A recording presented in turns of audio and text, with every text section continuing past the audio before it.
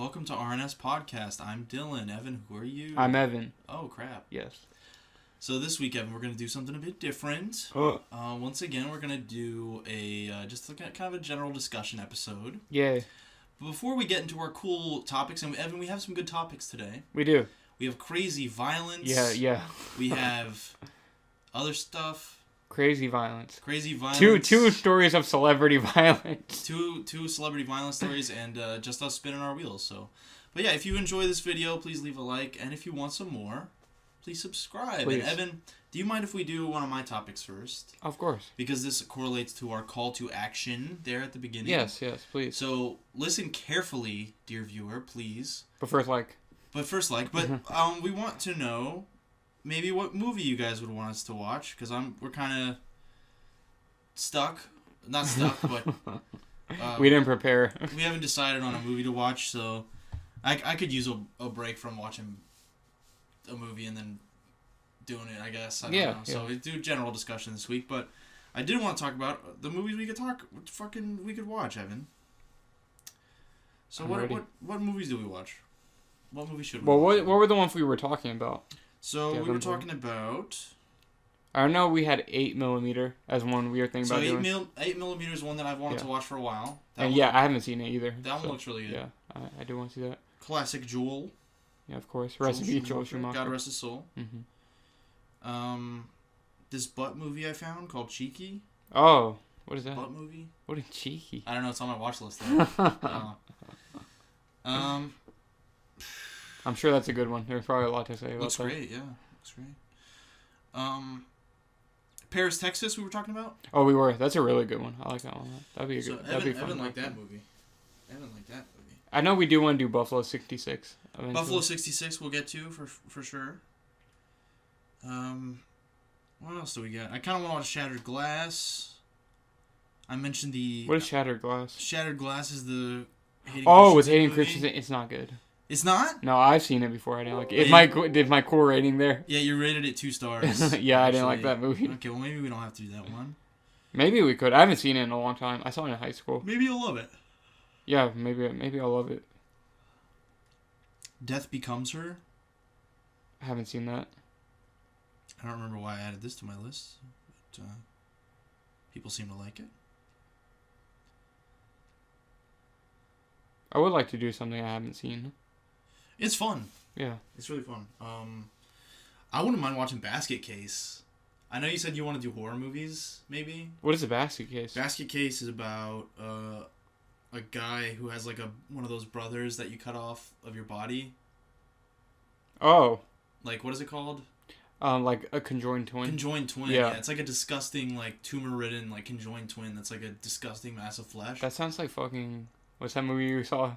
The James Wan movie. Yeah, Malignant. It's kind of like Malignant. Yeah, that's what it makes me think of. But yeah, but the difference is, like, they actually do successfully cut him off, and, like, he survives. Mm-hmm. And they're, like, friends, the brother and, like, the little monster character, and he keeps him in a basket.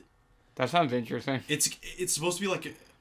I always thought it looked awesome. Speaking of, like, twin horror movies, Dead Ringers. That's a good one, too. What's Dead Ringers? With Jeremy Irons. And they play, like, the twins. And they fall in love for the same girl. And then, that sounds shit like a starts happening. movie. It's a good one. Yeah. Scary? Yeah, it's a David Cronenberg movie. It's like a psychological horror. Oh. I haven't seen it in a really long time. What's it called again? Dead Ringers. Dead Ringers? Yeah. Okay, well, that's interesting. I'll have to watch that one either way. That sounds cool. Karate Kid Part 3? Oh, yeah. That's on my watch list. We should skip 1 and 2. Just do Karate Kid Part 3. I know we were also talking about The Place Beyond the Pines. Because we were like, oh, what other Ryan Gosling movie we want to do? I was like, that's a good one. Yeah, I would watch that one for sure. There's two nutty movies I maybe want to do for RNS that I actually have never brought up to you. What are they? So Freddy Got Fingered. That would be interesting. I haven't seen it. And also Pink Flamingo. Well, Pink Flamingo's Criterion for releasing it very soon, and I'll be buying it. Yeah, I'll be buying it then. So that's badass. Maybe when it comes out on Criterion, we can watch it. Yeah, both of those I'd really like to watch. Yeah. I'd be down to either one. Yeah. Awesome. So yeah, maybe when the Criterion comes out, Pink Flamingo, if we can do it, I'll bring it over and we can watch it. It's in a few months from now, I think. That sounds good. No, we should do it at your house because my TV sucks. Okay, yeah. Yeah, my TV, like, what's the TV that, like, burns out? Is the LCD one? I don't know. Or the other one? There's one version of TVs that, like the screen? Yeah, they don't last forever. That happened on my old TV. Yeah, so But it was like the box TV. It wasn't like the widescreen. Yeah. I had kind of a widescreen when they were kind of new. But you had that TV for a long ass time. I literally had that TV for, like, 10 years or maybe longer. Probably longer. Yeah. And then, well, this is kind of just my life now, but so for those of you that have not been in my house, Evan has. Oh, of course. So you know my living room TV out there. Yeah. Like it's kind of a nicer TV. That actually is my TV. That's fucked up. But it doesn't fit in here. So they're like, we're repurposing it. So I just left it out there, and then Terry was like, "Oh, instead of you buying a new like TV stand for your room so you can fit this one in here, I'll just buy you a new TV and we can just keep that one out there." Yeah. So. Oh yeah, you mentioned that to me. So that'll be cool. It'd be nice to have a fucking smart TV because I've been sitting on the same TV for I said, a long time. The one you have in your kitchen / living room area is really nice. Yeah, it is really nice, right? Yeah, that's my TV. It's a nice TV though. Yeah, it is. But yeah, so we got some cool ideas. You want to mention any others? You're good. I wouldn't mind. I mean, there's a ton, really, that I wouldn't mind watching. Yeah, honestly, yeah. I am kind of open to seeing stuff I haven't seen. Freddy got his fingered. I was like, that's an interesting one. Let's do Lords of Chaos. I'm looking through my letterbox and watch list right now, dude. Yeah, that's what I've been looking through as well. Let's do Lords of Chaos. I always wanted to watch that's that a joke. one movie. I don't want to do an episode on that. I do want to see it, though. Wait, did you watch Beyond the Black Rainbow? Beyond the Black Rainbow? No, that's from the same director as Mandy, though. Mandy would be a fun one to do. Have you seen it? Yeah, we talked about it the other night. Yeah. You didn't like it? She Who Shall Not Be Named. I thought it was, it was pretty good. Oh, I was like, wait, what? No, Mandy was a good movie, though, yeah. But for some reason, I had a Beyond the Black Rainbow here. I heard it was... I only add stuff to my watch list when I hear something, like, particularly interesting about it, or, like... Was it because of that? Because it was the same director as Mandy? I think someone was talking about Mandy, and they were talking about, like, oh, but Beyond the Black Rainbow is good for this reason, reason, whatever. So I was like, oh, yeah, that actually sounds cool, so... There's a lot of them on here that I actually don't know much about, but I had heard, like, in some video essay or something. Yeah, I have a lot of stuff like that, too. Yeah, if you're listening to this and you don't have Letterboxd, it's a great... And you want to, like, keep track of your movies and, like, maybe have a... Like, my favorite part about it is the watch list. Yeah, that's my favorite part. It's really handy. Because you just remember the shit you wanted to see. Yeah, because, like, if you just hear offhand, like, and you're like, oh, that movie sounds really dope. Like, you just... My watch list is fucking huge. Put it in your watch list and forget about it. How many got in there? Let's see, I have 714. In your watch list? Yeah. No, so, to clarify, that's not... anything that sounds interesting to me, I just add it. I was like, okay. That's not the amount of movies Evan's seen. Like, just if you don't use Letterboxd, the watch list is your watch later. Yeah. Like, it's shit you can remember to watch later. That's fucking insane. I probably have, like, a 200 or 100 in my watch list. How do you check? Go to your, like, profile, you'll see watch list. Well, I have watch list open. Go to your profile. Oh, profile. Yeah. And then go down, you'll see watch list. Oh, nice. Yeah, 157. 157. Evan has fucking 700. Well, because I just added so much shit on there that I wanted to see. Will I ever get to most of them? Probably not. But... Yeah, I got Boogie Nights on there. I actually added Zebra Man from Itchy the Killer. Oh, yeah, Zebra Man's a good one. Zebra Man's a good one. Some movie called The Good Girl. I don't know what that is. With Jake Gyllenhaal and... Jake Gyllenhaal's in it? Yeah, Jake Gyllenhaal and... Oh, Jennifer Aniston. There you go. Yeah. What is it? Have we ever done one where neither of us have seen it? No, right? Well, for new stuff. We've done... Well, like Suicide Squad and stuff like that, yeah. That's true. But we've never gone back together and watched something old. Let me look. Have we? We've rewatched stuff that we've both seen. Yeah. Yeah. It's either one like I've seen it and you haven't, or vice versa. I'm looking. I don't think so.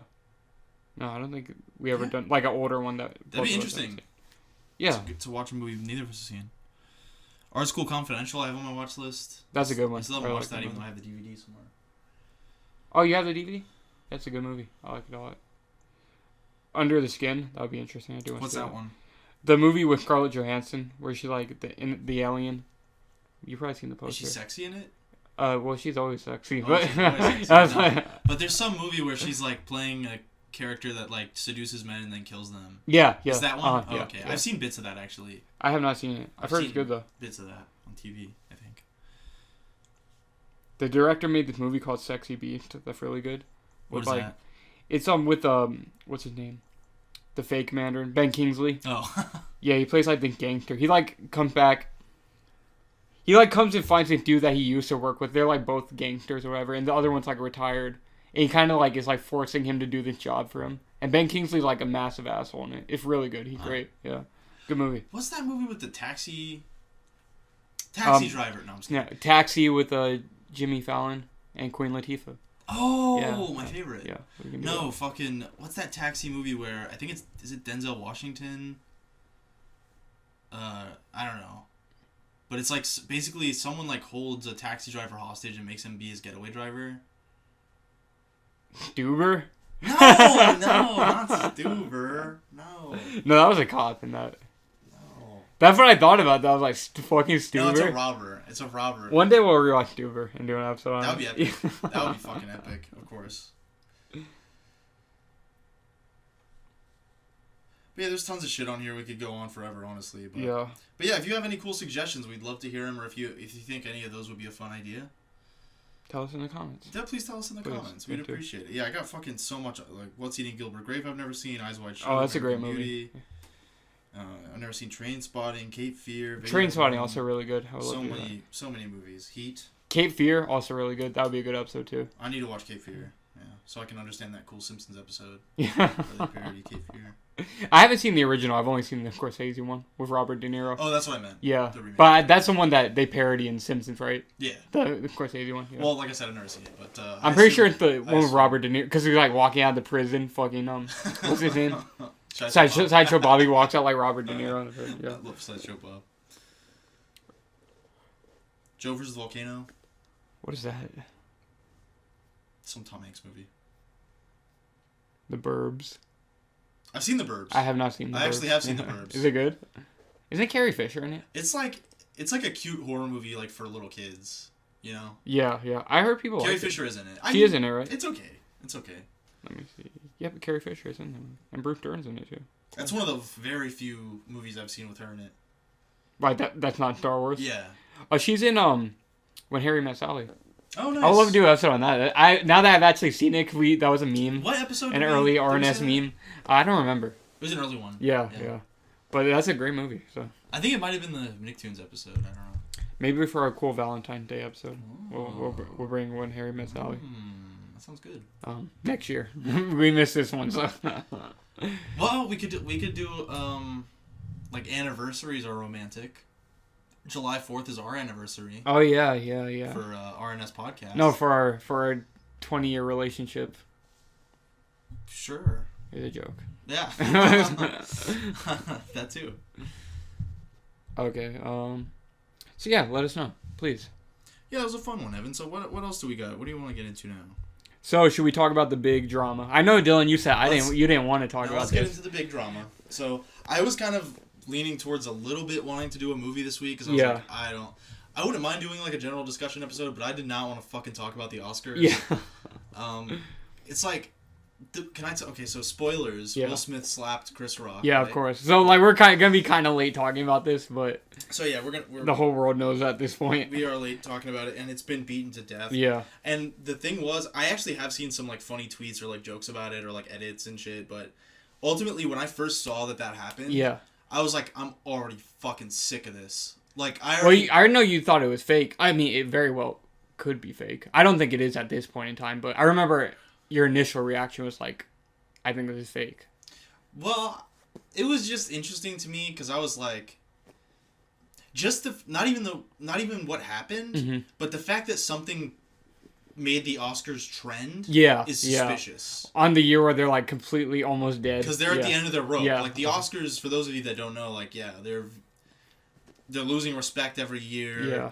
They lost a lot of momentum. I mean, there's a lot of different And also, there's like a lot of different groups of people that don't like the Oscars for different reasons. Like nerds don't like it because fucking Ant-Man doesn't get nominated for an Oscar, and then like I don't. For clarification, not real nerds like ourselves. Well, not real nerds, of course. Just like the pejorative. The dweeby nerds. That's probably not the right word to use. But, anyways, yeah, there's a bunch of different groups of people that are mad at the Oscars for various reasons, and people don't watch the Oscars anymore, and like.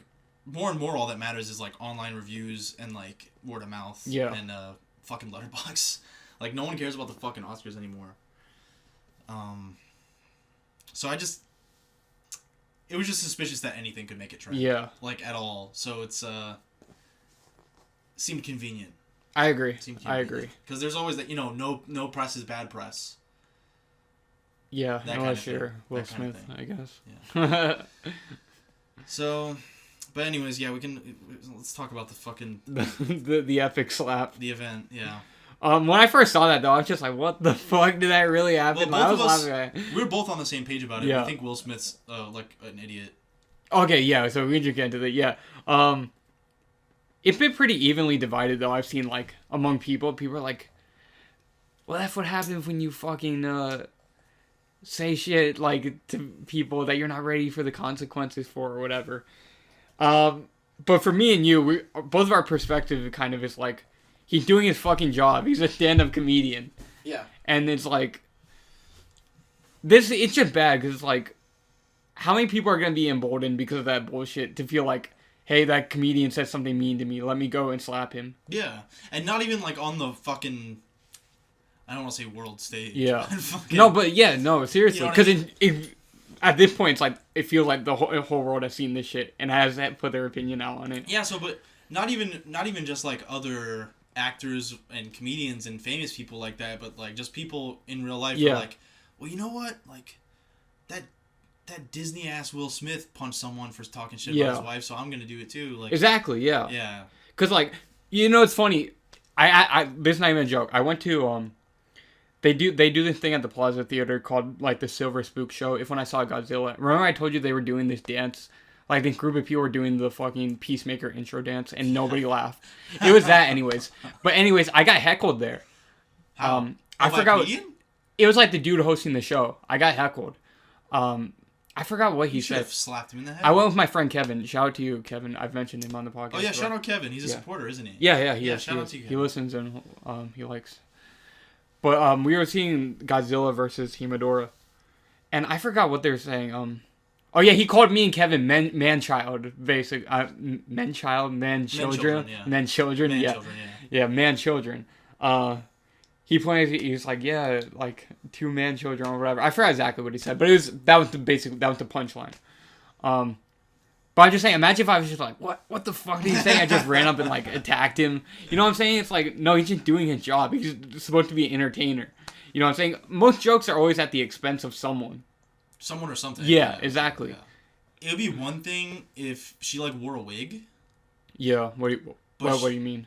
Because she has, like, the disease that makes her bald. bald. Yeah. There's tons of fucking people that go bald. Yeah. And, she's not...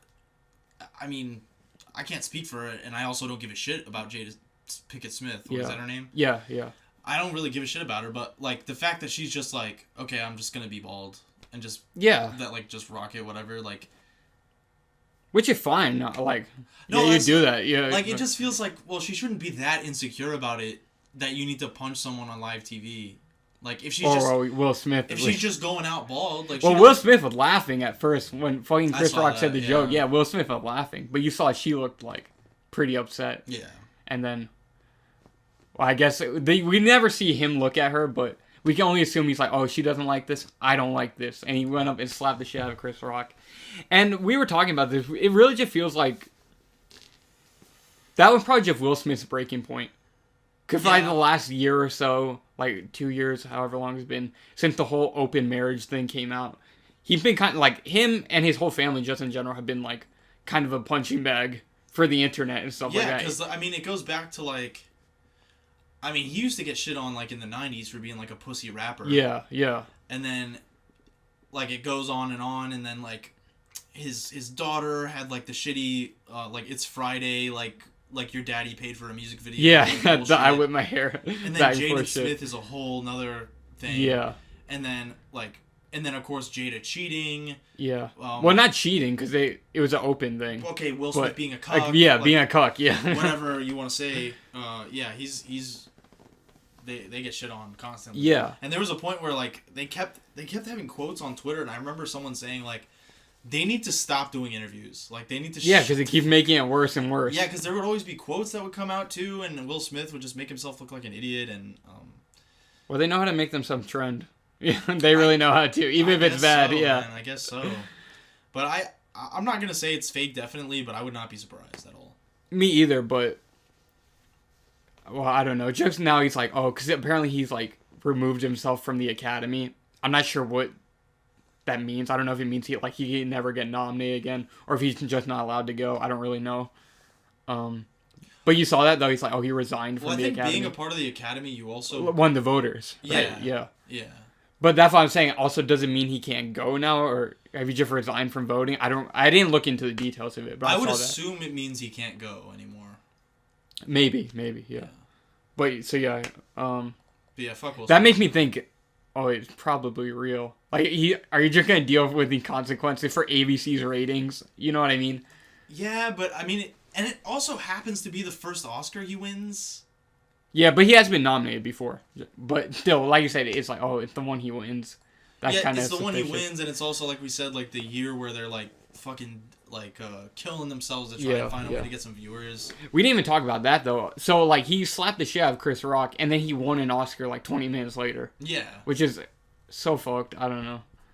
Yeah, and he was like, I hate violence. Like, dude, you're a fucking idiot. You're an idiot. No, I did see an interesting story on Twitter though. It was like allegedly, I didn't fucking verify it or look it up or anything, but someone said that they were a bartender at the Oscars. Mm-hmm.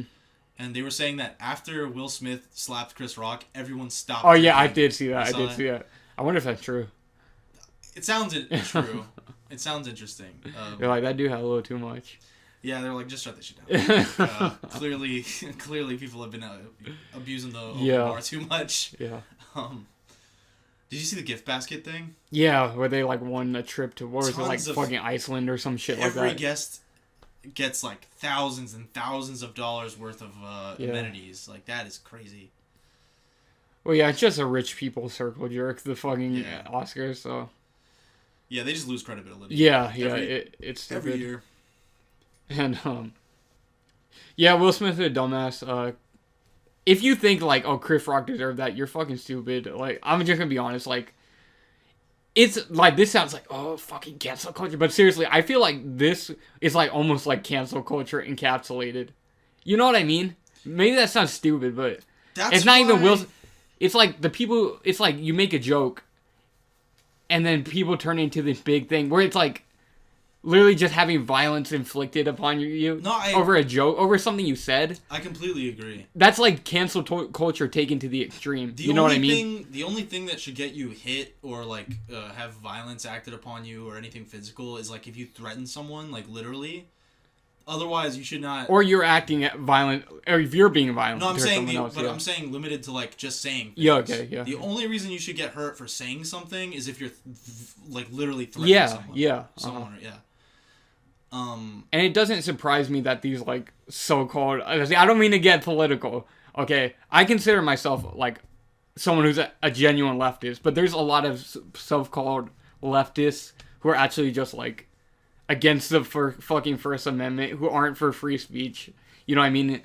Like, anybody who does say, like, anything that agrees with their point of view, they're gonna be like, no, shut them down. You get what I'm saying? Yeah. Me, I believe in free speech for everybody. So, that's my point of view. So, it doesn't surprise me that I saw a lot of those people who take that point of view where it's like, agree with me or we're gonna shut you down, are saying Will Smith did the right thing. You see what I mean? Yeah, so it's definitely. Just like... that's why I think it's pretty cringe when people say, like, let's go out and punch Nazis. Yeah. That's pretty cringe to me because, not that I fucking love Nazis, but it's just, like, someone thinks something, so let's hurt them. Yeah, like, exactly. You're fucking stupid. Like, do you not... Because it's...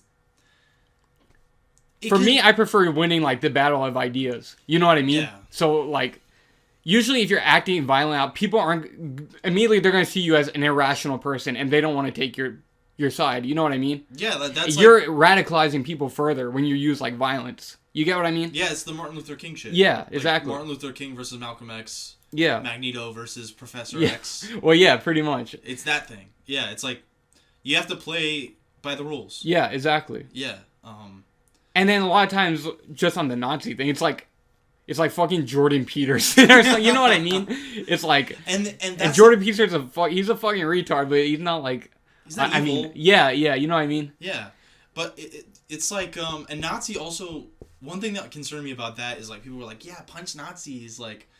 The term Nazi got so broadened over the last, like, 6 years, or maybe longer even. And that's just, like, really dangerous. Yeah, yeah, exactly. It's a slippery slope. Exactly, and it's the same thing with the Will Smith punching. So, yeah, it's like, well, eventually who is the term Nazi going to be applied to? And then are you saying, oh, should we act out violently against these people? You know what I mean? Yeah. It's you're going to become people you don't agree with. So that's, like, I don't mean to make this whole slap thing, like, so deep. But I feel like it's almost like a symptom of that same. Well, there was a huge discourse. Thing, you know what I mean? Yeah, you know what I mean. And I feel like the root of it really is what we're talking about. It's like ultimately, like as cheesy as it is, like yeah, violence isn't the answer. Yeah. Like. So Will Smith, you're wrong. Yeah, fuck you, Will Smith. Yeah, Team Chris Rock, for real. Team Chris. Team Chris Rock, yeah, easily. But on a more positive note about the Oscars, though, Dune won 6 Oscars. Fucking sweet. Go. And that's literally the only thing I give a shit about. Was there anything interesting? Not really. I barely paid attention. I mentioned this in the Alita episode, but I used to pay attention to the Oscars. And then I stopped giving a shit. Coda. I have not seen it. Oh, weird. I don't know. It was an Apple... what's it? Apple TV? Is that their streaming shit? I think so. Yeah. It's an Apple TV movie. Weird. And I don't have Apple TV, so yeah. I don't know anyone with Apple TV. Me either. Yeah, it's weird. Does it come free with iPhones and shit? I don't know. I know they have TVs also. Like probably, TVs, yeah. I don't know if it's like on the. I don't know. I'm not an Apple boy, so I don't know. But yeah, like we said, also like good for Dune, but the Oscars. Yeah.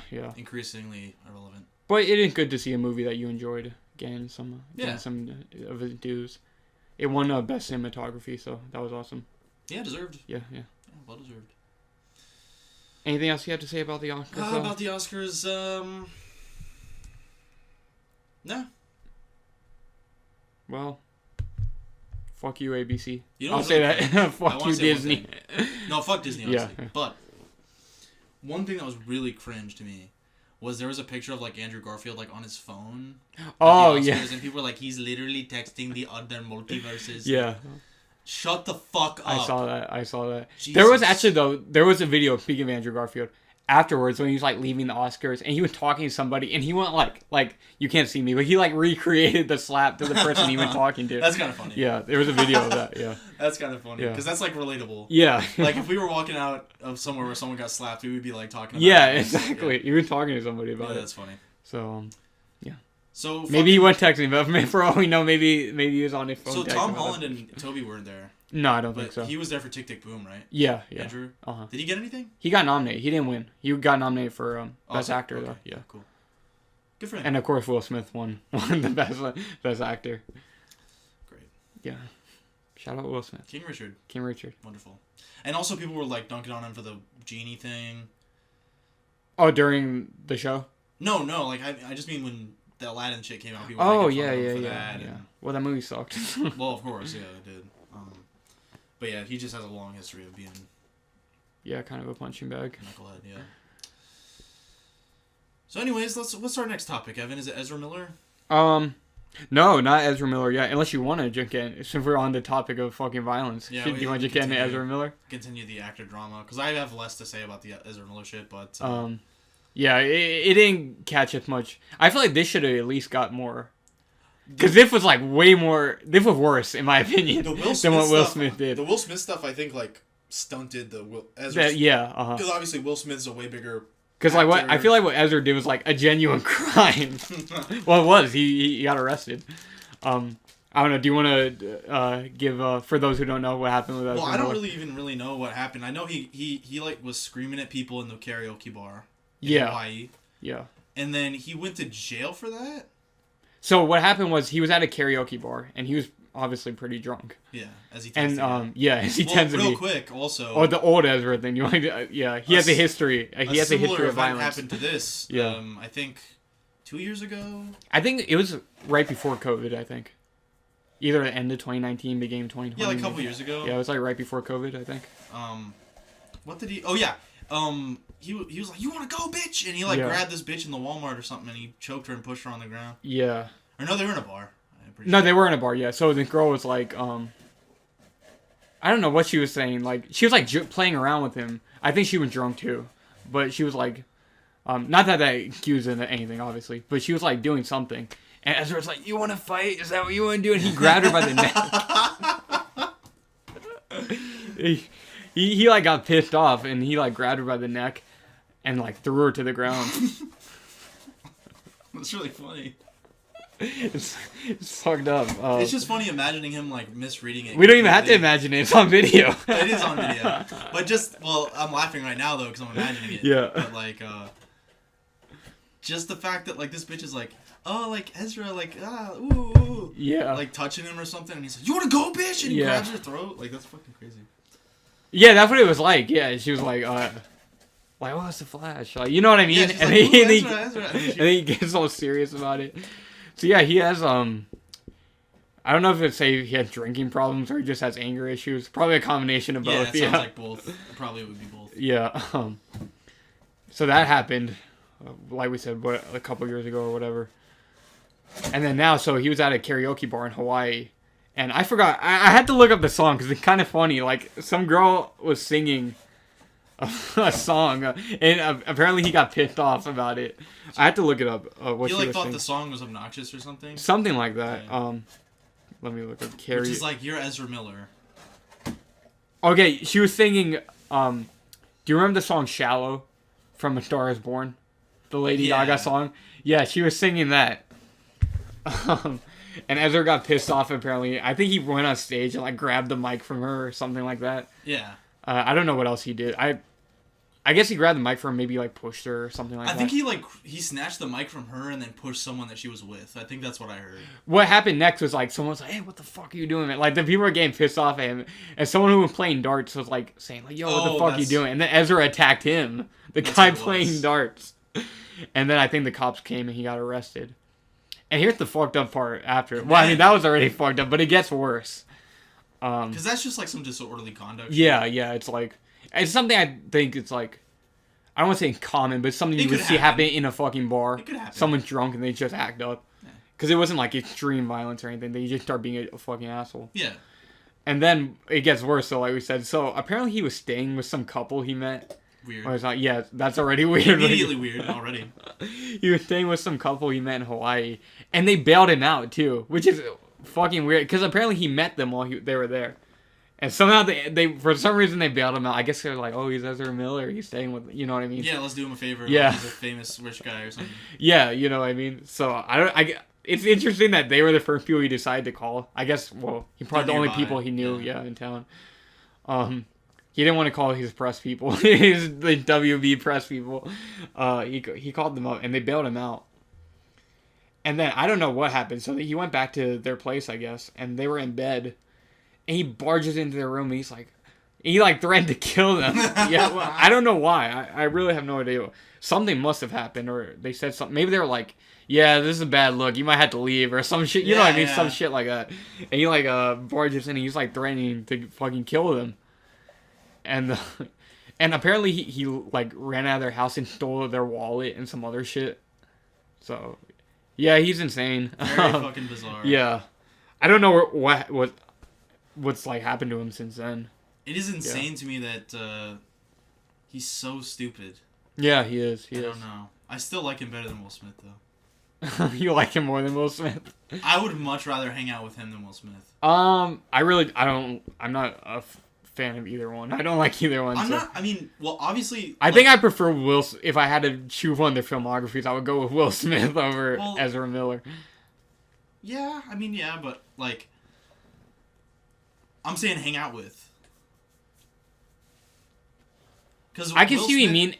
Because Ezra Miller's an asshole, but he probably more like down to earth. Where Will Smith seemed like kind of like a rich asshole. You know what I mean? You could talk to Ezra Miller, but like fucking Will Smith is just like an out of touch rich exactly. man. Yeah, exactly. So I can see what you mean. And plus, like, he's like Hollywood royalty, Will Smith. You know what I mean? He's like beyond. Whereas Ezra Miller's like, oh, we could probably have a conversation. He's like one of the last until he gets drunk, and then you know what I mean? No, I would get drunk with Ezra Miller, and I would fucking beat the couple with him. Yeah, there you go. I would. Whenever this happens, I think about We Don't Talk About Kevin. Oh, he was insane in that movie, right? Yeah. Well, yeah. He didn't have to play. He didn't have to play. He didn't have to like act too hard. He just played himself. Nah, he actually is not as good an actor as we thought. That was just.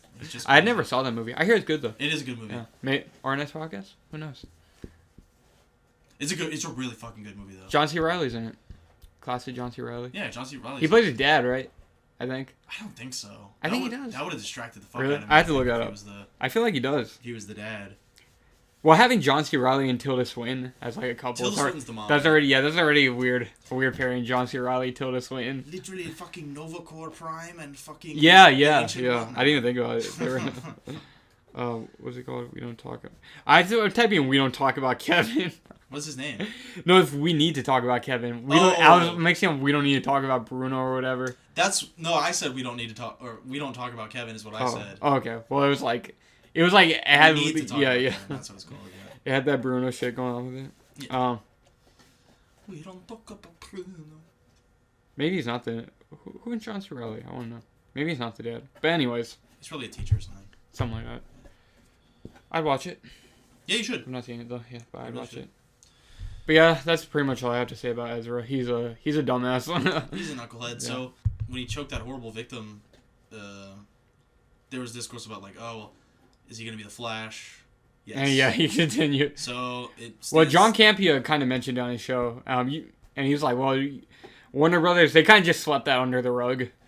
And this one, I don't think they've said anything yet, but it's like, okay, can you really just ignore this one? Yeah, it seems like you can sweep this one under the rug less. Yeah. It's not as easy, but the difference is he's not gearing up to have a cameo on Peacemaker right now. Yeah. He's gearing up to have a fucking movie. Yeah, and he's literally in the Fantastic Beasts movie, in one of the lead roles that's coming out this week. Yeah, Fantastic Beasts comes out this week, right? Yeah, I think it's this week. Yeah. And fucking The Flash comes out at the end of the year, next year? Well, it's supposed to come out this year. It got pushed to next year. Is it like, what is it? When does it come out? Like May or something like that. May? Okay. Yeah. So, I mean, I think they're way too far along in the Flash movie to do anything about it. Yeah, I've seen people say, oh, is it still going to happen? Yeah, it's definitely still coming out, like, without... But will he still play Flash in the future? I wouldn't be surprised, honestly. I wouldn't be surprised if there's no consequences for him at all, I'll be honest. Yeah, that makes sense. I'm actually kind of expecting that. I've seen a lot of people be like, no, there's no way. This time something's going to happen. I'm honestly kind of expecting Yeah, that's kind of what I was saying. Like, last time nothing happened, yeah. So... Yeah, I don't really see anything happening. But, well, especially not with the upcoming Flash movie.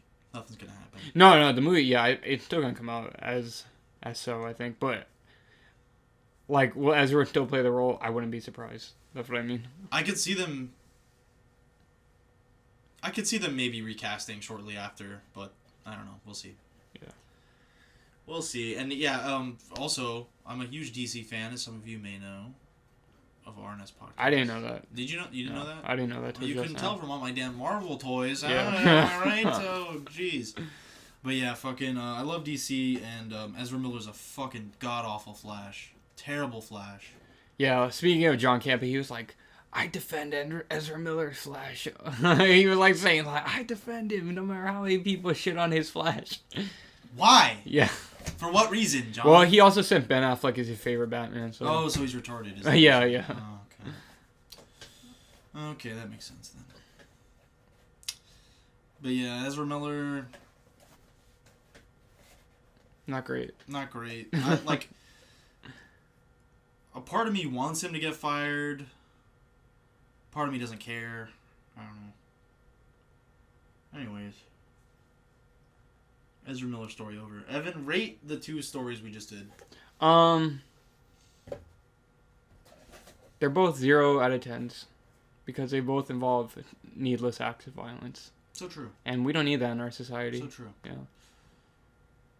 Huh. Yeah. I rate them both. Did you watch the the Killer episode, you dumbass? Yeah, you should know. That was funny because you mentioned that when we were watching the Batman, I think. Did I? Because Batman was like brutalizing people. Yeah, yeah. And you were like, dude, fuck Itchy the Killer. This is the best movie ever. That was awesome. Yeah, I did. That's funny. All right, what do we got next, Evan? What do we got next? Ezra Miller's over. Do you want to talk about... Ezra Miller's because canceled. we are going to do a bit of discussion about the MCU. I think a good segue is talking about Moonknight. Okay. I have not seen it, and we'll get a bit into me not having seen that in a little bit. But Dylan, you saw Moonknight. Tell us how you feel. Moonknight. Was it the first 2 episodes, or just the first episode? 1 episode only. Was it an hour? How long was it? It was like 40 minutes. 40 minutes? I think they're all going to be about 40 minutes. Okay. So kind of like Falcon and Winter Soldier. That's kind of what they average, like most of the Disney Plus shows. You want to talk generally about the Disney Plus shows? And then we can talk specifically about Moonknight. And then they suck. Yeah, so they're not good. Yeah. Falcon and Winter Soldier was decent. It was okay. For me, I really like the concept of WandaVision, but it was not good. Yeah, it was not. Personally, I thought it was good for a little bit. But it started out like it was interesting at first, like the kind of mystery was intriguing, but it was way too many episodes and it dragged. So I think it was too long. Yeah. They ruined the mystery. Yeah. Like they went out and just explained everything verbatim. It's like this kind of could have been a cool, like cerebral, like weird supernatural mystery show, but it's the MCU. Of course, they're not gonna do. But that. You explained every little detail. Of course, they're not that smart. And and also after they explained and wiped the mystery away, then it just turned into a superhero thing. Yeah. For like 2 episodes, I think. Yeah. I don't know. Like I had a really shitty CGI final battle. Of course. There was some stuff I liked in it, like we said, but yeah, it was not great. Falcon and Winter Soldier was like... It was better, in my opinion. I think they're both decent for different reasons. I would give them both around a 7. I like Falcon better. I don't think I really liked WandaVision. It started out okay, but like looking at the big picture and how it landed, I don't really like it. Well, I kind of have the same issue with Falcon and Winter Soldier because I think the ending fucking sucks. Yeah. Like when Falcon is like, "You have to do better, Senator." That's fucking terrible. And that was like the big ending. Yeah. And that I thought that was fucking awful. So if I just take what I like out of it and then, the bad stuff is bad or whatever, I give them both around a 7. I enjoyed them. I guess on the whole, I did enjoy Falcon. Like, there was more time I spent watching Falcon and Winter Soldier that I enjoyed. Yeah. But I think I enjoyed the parts that I liked about WandaVision more. More? Okay. Yeah, like... Yeah, I would say, just in general, I like Falcon highs, better, lower lows, in my opinion. Type of thing. So, I think maybe that's why I like WandaVision. And Falcon also, it had some pretty cool action. Like the episode where they fought John Walker. I like that episode a lot. Yeah, that was good. Yeah, I like John Walker too. Yeah, he was a good villain. He was cool. Yeah. And Baron Zemo was good. Yeah, Zemo was good in it. He was my favorite part actually. Yeah, he was good. So. They kind of got rid of him a little too early. Yeah. Yeah. They're probably gonna play him up too much next time. Probably, yeah. They're like, oh, people liked him. People liked him dancing. Oh, yeah, and then it could be horrible next time. Yeah, you're right. Yeah, they never learn the right lessons, dude. No, they don't. But yeah, and then Loki was dog shit. I didn't see it.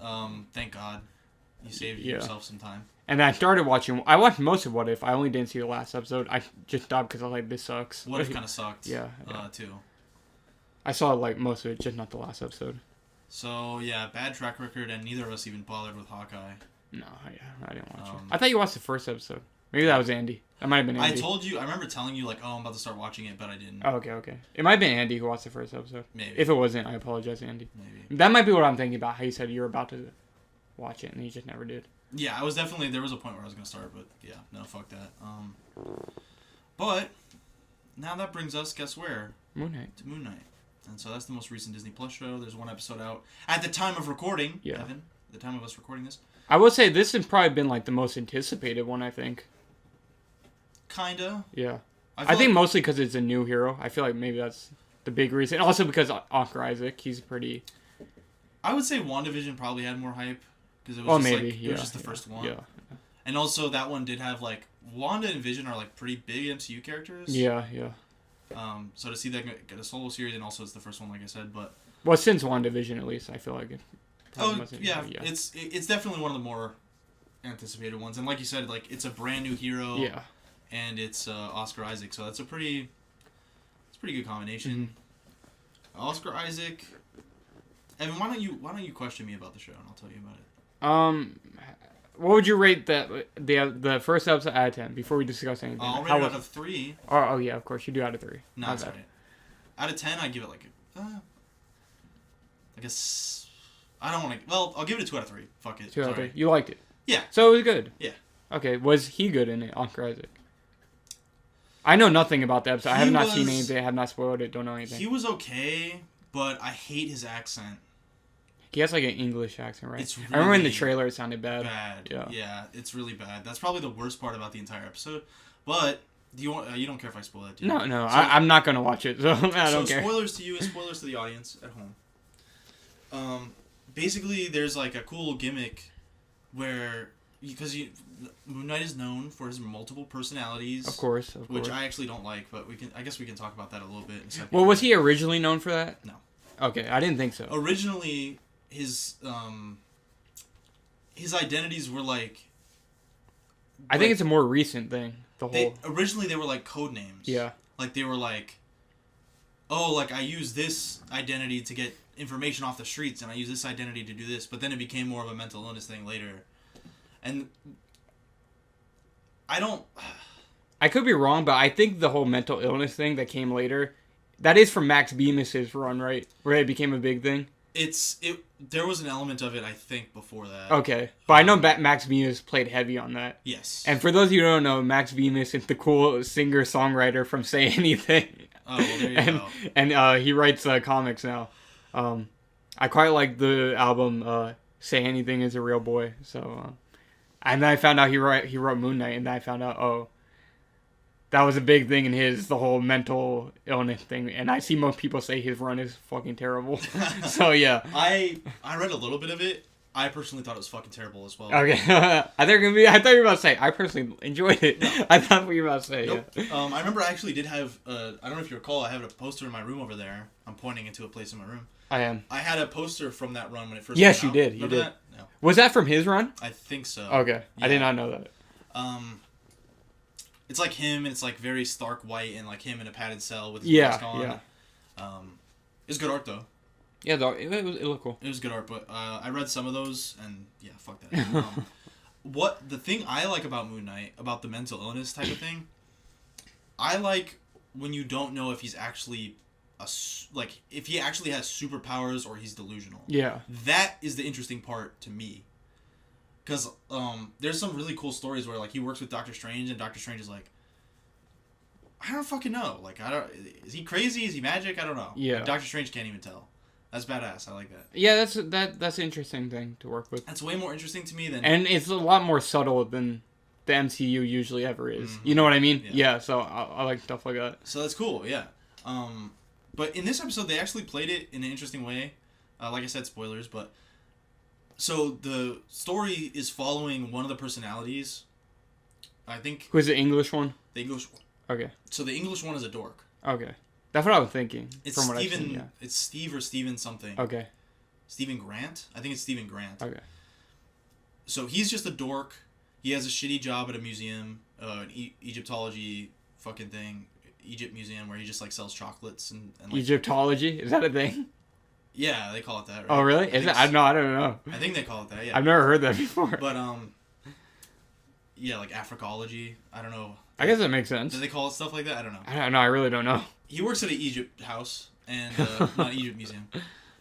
Yeah, and he's just like a dork. He has no friends, and there's like little things, like little clues that something's wrong. Yeah. You know, like a girl wants to go on a date with him. I think I saw a tweet about this, about the leg thing. The leg thing. Like he ties himself to a bed. Oh no, that has nothing to do with that. Okay. No, it's well, he does do that, yeah. Oh, I saw someone say like, oh, he's scared to bring anyone to his house because they'll think it's a red flag. He says that. Oh, he does. Okay. Like the actual character says that. Okay. He's yeah. No, because he's like, which I thought it was like kind of funny. I didn't like laugh out loud or anything, but he's like, I'm gonna have to figure this out like before I get a girlfriend. Yeah. But yeah, this girl comes up to him at his job and she's like, oh, are we still gonna go on a date that day or whatever? And he's like, yeah, are you, like, asking me out? Like, what? And she's like, oh, you're so funny, like, whatever. Like, he doesn't remember asking her out because it was a different personality. Yeah.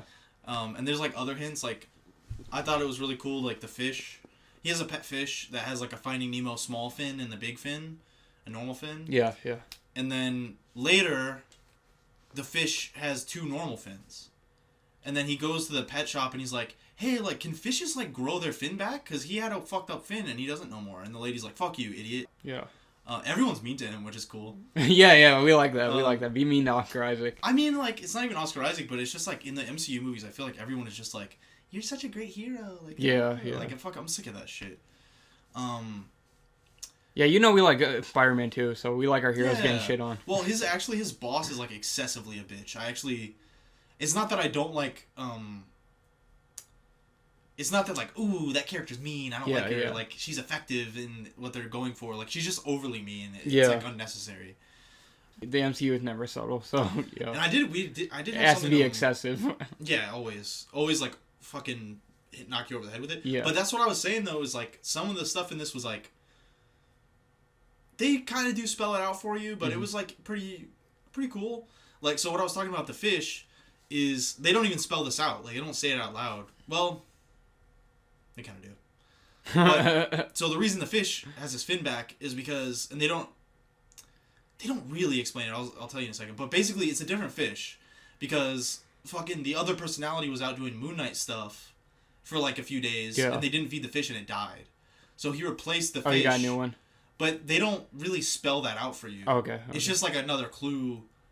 Because there's a one point where Oscar Isaac, like the idiot kind of nerd personality, he's like, you're not fucking whatever your name, like, you're not Goldie, like, Goldie. It's like a goldfish, yeah. He's like, you're not Goldie. I forget the fish's name, but he does kind of spell it out in that way. Yeah. But it doesn't tell you, like, oh, like, what happened exactly. Yeah, like Mark Spector is like the Moonknight personality. Yeah. Like that's the personality that knows he's Moonknight. So he doesn't come out and go like, I'm sorry I killed your fish. Like, I'm sorry we didn't feed your fish or whatever. Yeah. Like, that doesn't happen. So, it's like a little subtle in certain things. And I like those little kind of subdued hints that something's going on. And he knows something's wrong because he's, like, tying himself down. But, like the fucking the Moonknight personality, like Mark Spector, is just, like, untying the shit, going and doing Moonknight stuff, and coming back and tying himself back in. Like, that's what you can... Wait, why does he tie himself to... So, because, like, the main personality you follow in the first episode, Steven, he doesn't know what's going on. He just knows that sometimes he wakes up in weird places, sometimes he wakes up bloody, sometimes he, shit like that. So he's just like, well, maybe I sleepwalk and do whatever, so I'm just going to tie myself to the bed. Okay. But yeah, there's... And it does a super slow burn. You don't see any Moonknight till the very end, which was pretty cool. Oh, so Moonknight actually is in the first episode. There is, like, you do see suited Moonknight. Okay. He fights like a werewolf, which... Oh, really? Yeah. That's interesting. Yeah. Well, it's not exactly a werewolf per se, but it's like a wolf-type monster. Oh, well, that's not, like... We haven't seen anything like that in the MCU thus far. And plus, so that's interesting. His first appearance... Oh, does he fight like a werewolf? The first appearance of Moonknight is in Werewolf by Night #1. Oh, okay. No, not #1, excuse me, but some Werewolf by Night issue. Yeah. So his first appearance was fighting werewolf, so there you go. It's a cool little Easter egg. Did not know that. But it's really cool because there's like he wakes up all bloody somewhere, and there's like these goons that are like, he's like wakes up outside the castle, and they're like shooting at him, and then he passes out, and then wakes up and he's like killed them all with his bare hands, and he's like, no, I didn't mean to, I'm sorry. Yeah. Wasn't me. Like, I think I've seen the screen grab of that. Yeah, it was pretty cool. It was pretty cool. And then basically at the end of the show, his other personality, like the Mark Spector personality, is telling him like you have to just give in, like, let me take over so I can save us. Yeah. And I thought that was cool. And then like, is he English also? No. Okay, I didn't think so. Okay. Well, that also, I think maybe the accent thing is like it's like very easy differentiate like which personality is talking. Okay. I think that's probably why they went with the accent. But it can kind of explain the shitty English accent, cause it's like, oh, he's like faking it. You know what I mean? Yeah. So yeah. Yeah, it's an American guy. Yeah. And he's just like, it's like just his personality thing. Yeah. Yeah. So that makes sense, I guess. But is Ethan Hawke in the first episode? Yeah, he is in it? Okay. I think so. Who does he play? He's a villain. But who is he? I don't fucking know. Oh. It's like a cult for a different Egyptian god. Okay. I've heard cool rumors about who he might end up actually being. Dracula? I don't know if it's true or not. Yeah. I don't think it's real. Oh, I don't know. I heard that a while ago. Well, first of all, you see him in broad daylight. So Okay. that might disqualify that already. Yeah. But that was old rumors. I heard that a while ago, yeah. That was old rumors. I'm pretty sure he's just like a... Oh, well, that would have been interesting. they already shut that down. I don't think they're going to blow Dracula on Moonknight. I don't know. I think they're going to use Blade, right? I guess, yeah, maybe. They're going to do Dracula. I think they would save it for Blade. But yeah, the first episode was pretty good. Good to hear. It was actually pretty good, but I heard it just gets worse. So I did hear that. Who said that? Grace Randolph. Oh. Yeah. Did she see, like, more episodes? They let the press see 4. Oh. That's like half of the show. Yeah, there's 6 episodes. Oh, there's 6? That's more than half. Oh, okay. Oh, so that's a substantial amount to say, like, oh, it gets worse. Yeah. Big chunk. And she also said that they introduced something. She didn't say what, so I can't even tell you if I wanted to. But they introduced something in the 4th episode she said, like, it's way too much.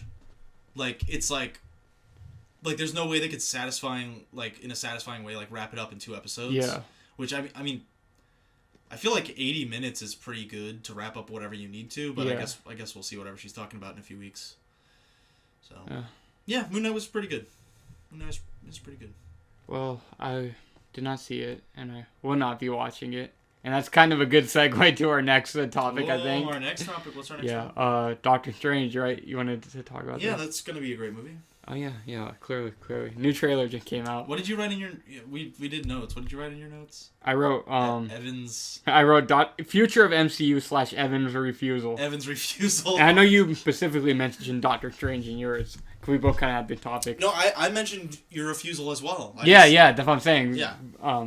Because you were like, oh, Doctor Strange. Well, there's news. And then, There's news about Doctor Strange as well. Is there? So I thought I'd bring that up. The runtime. Oh, yeah, it's only like... It's 2 hours and 6 minutes. Yeah, it's not that long. Which is crazy. For, like, supposedly how much shit's in it. Well, it's supposed to be, like, one of those, like, fake event... Like, not fake, but, like... Event movies. Partial Avengers movies. Kind of like No Way Home. Movie, yeah. Like No Way Home or Civil War. Yeah. So, Evan... That sounds bad. It's like on some Justice League shit. Like, you remember Justice League? Yeah. When they basically cut off Justice League at 2 hours to optimize profit. Yeah. So that it could play in more theaters at more times. It feels kind of like that. Because they added a bunch of shit in reshoots. Yeah. And that means that they took shit out. They took a good amount out, I feel like. I wouldn't be surprised. That's what it sounds. It seems like it's going to be a clusterfuck.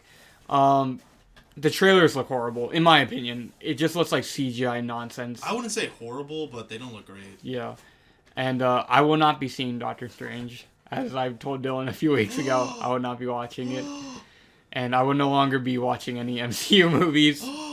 I just don't want to support it anymore. Specifically, Doctor Strange is kind of my... I don't know. I don't want to say breaking point. That sounds like over dramatic. Because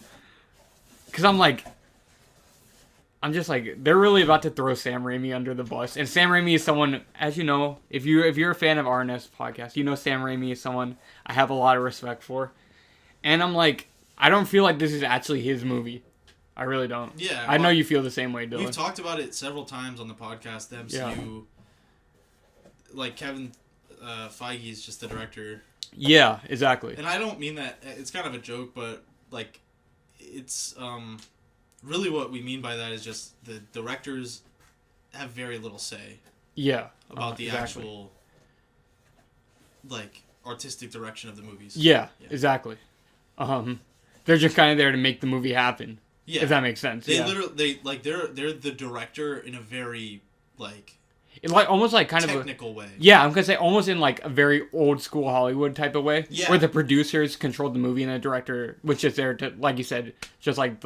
Make sure the camera guy's in the right place. Yes, make exactly. sure the actors are doing their job. Yeah, it's like that, I think. Yeah. And... Because in most contexts, outside of like huge blockbusters like right now, the directors are like the creative like force behind the movie. Like, exactly. they're the heart of the movie. And like I said, Sam Raimi is someone I have a lot of respect for. He's one of my favorite directors. And to see, because, like you said, they don't usually do this in the trailers, but in, like, the Doctor Strange trailer, they're like, from director Sam Raimi. It's like, oh, they're using his name. You know what I mean? They don't do that in Disney movies. Yeah, they don't put from John Watts. You know what I mean? And it's like, you're just using his name. You know this is not his movie. It's not truly his movie. And it, for me, it also feels like, because there has been some rumors about, like, kind of a troubled shoot on Doctor Strange, and all the reshoots, and just some, like, slightly bad press. And it feels like, it is also be a way to just throw him under the bus for if the movie is shit. Yeah. You know what I mean? And it can, in a way, they kind of double down on what they've been doing. They're like, you see this, what happens when we give, these, directors too much, like Eternals. Yeah, you know what I mean? That's what happened with Eternal, too. I remember there was, there were rumors about how they were planning on throwing Chloe Zhao under the bus for Eternals. Nothing really ever came from that, but because I don't think anybody gave a shit enough about Eternals to even make a fuss about it. I think honestly the Marvel movies have too much momentum at this point.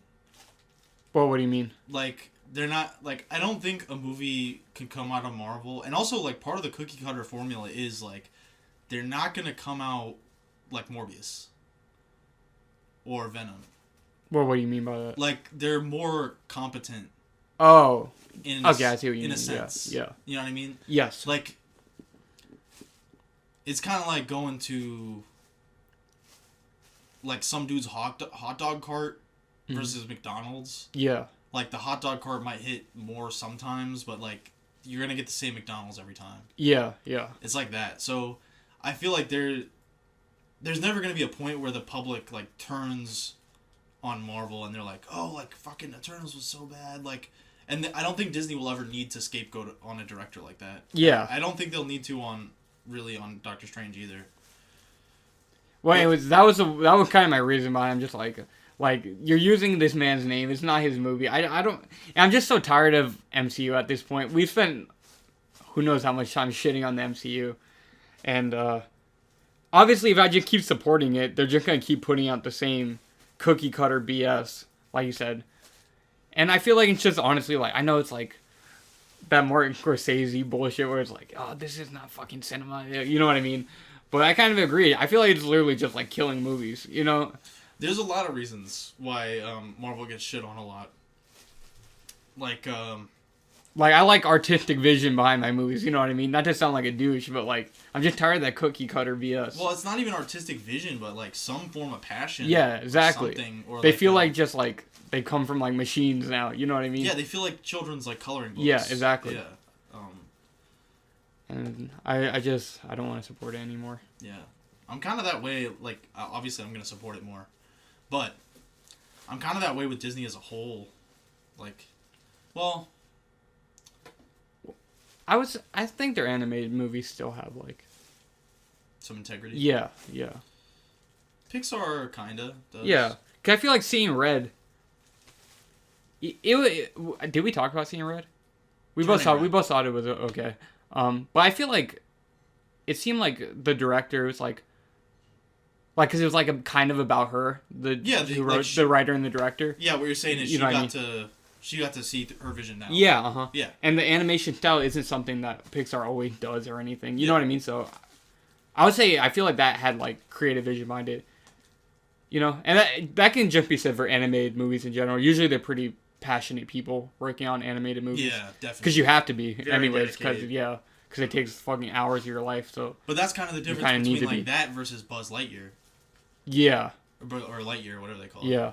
Whereas Lightyear, though, that kind of. That's about to just be an MCU movie. Yeah, yeah. Like dead ass. Yeah. It's gonna be like an MCU mixed with a Star Wars movie. And they even have Chris Evans playing Lightyear, so. Exactly. There you go. Oh goodness. So that's kind of how I'm feeling on the MCU right now. So no more Marvel, I guess. Well, you can talk about it. Like, I'll come here and listen. Well, I guess I could talk about it, and we were talking about this too. I might have someone else if we really want to talk about it.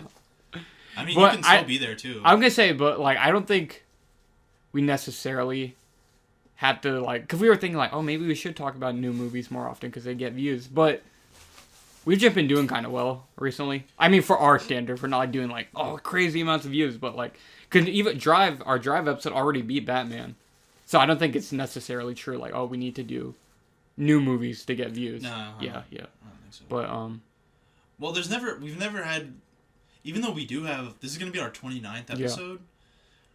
Yeah. Even though we have quite a few episodes under our belt, like, there's still no clear pattern on what's gonna hit. Yeah. Like, I still can't really tell what thumbnails are gonna hit. I can't still really tell what tags hit. I can't really still tell what, like, the content hits. Mm-hmm. So, we're just kind of doing whatever right now. Throwing shit at the wall and seeing what sticks. We'll just keep on trucking. Yeah. We haven't even been doing it a year yet, so yeah. I'm pretty happy with what we're doing right now because the last, like, 5 episodes have broke 100. Yeah. That's pretty good. No, past 100. Well, yeah. Yeah, but, like, because what were the last 5? Because Batman is at 450. We did Drive, Batman, Alita. Yeah, and those are all... What were before that? Over 400 views. And then something else. And I forgot what went before Batman.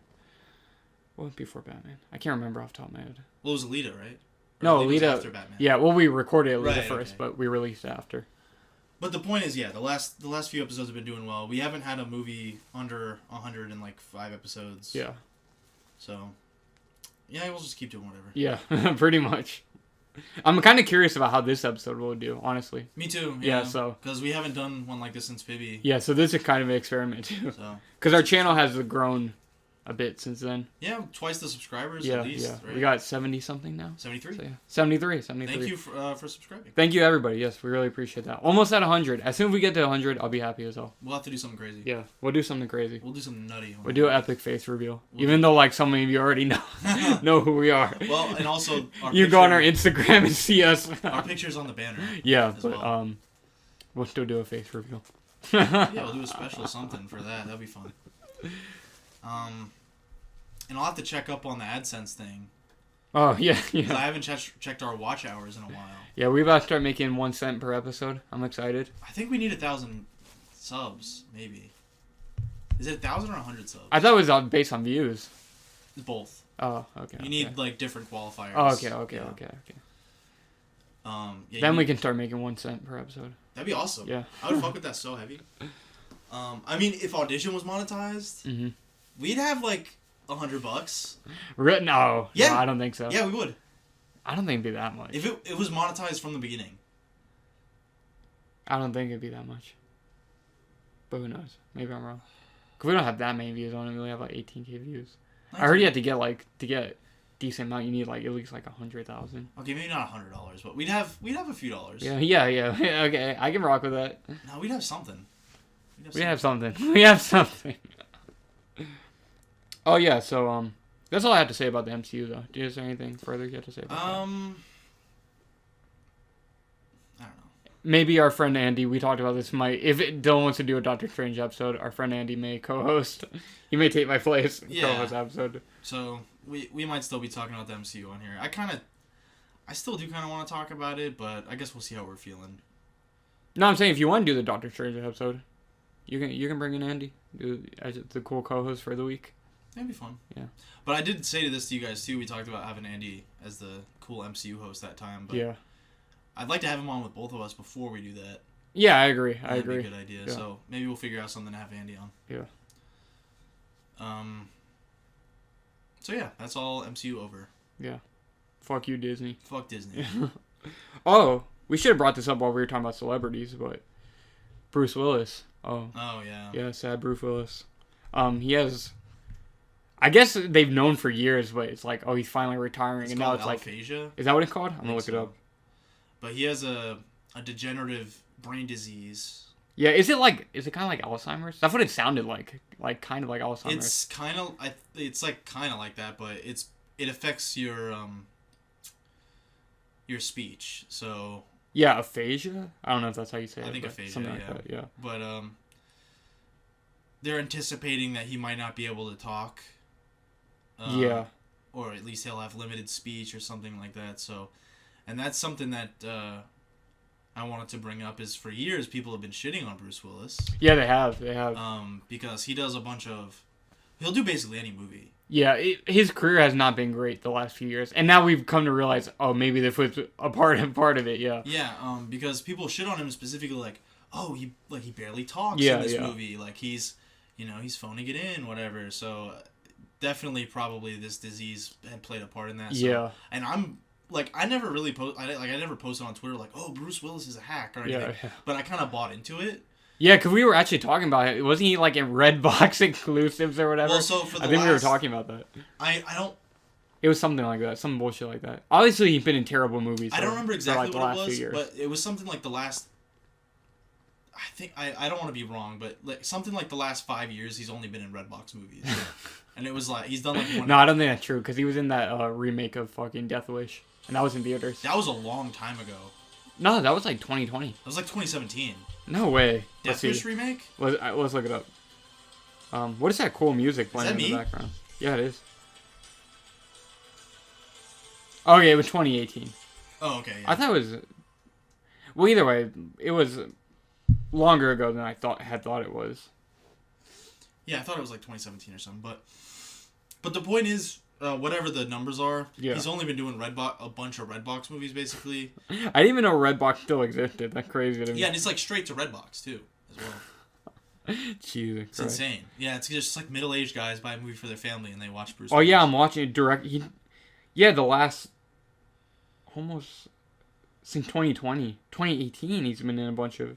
Since 2018, been in a bunch of direct-to-video movies. Exactly. Jesus. Yeah, so I think part of that was like... It's kind of what Nicolas Cage does as well. Like, just their name can kind of get a movie off the ground. Yeah. So it kind of does help out, like, smaller directors and writers and things like that. Yeah, I don't think he's been in anything, like, big in a long time. Mm-hmm. Yeah.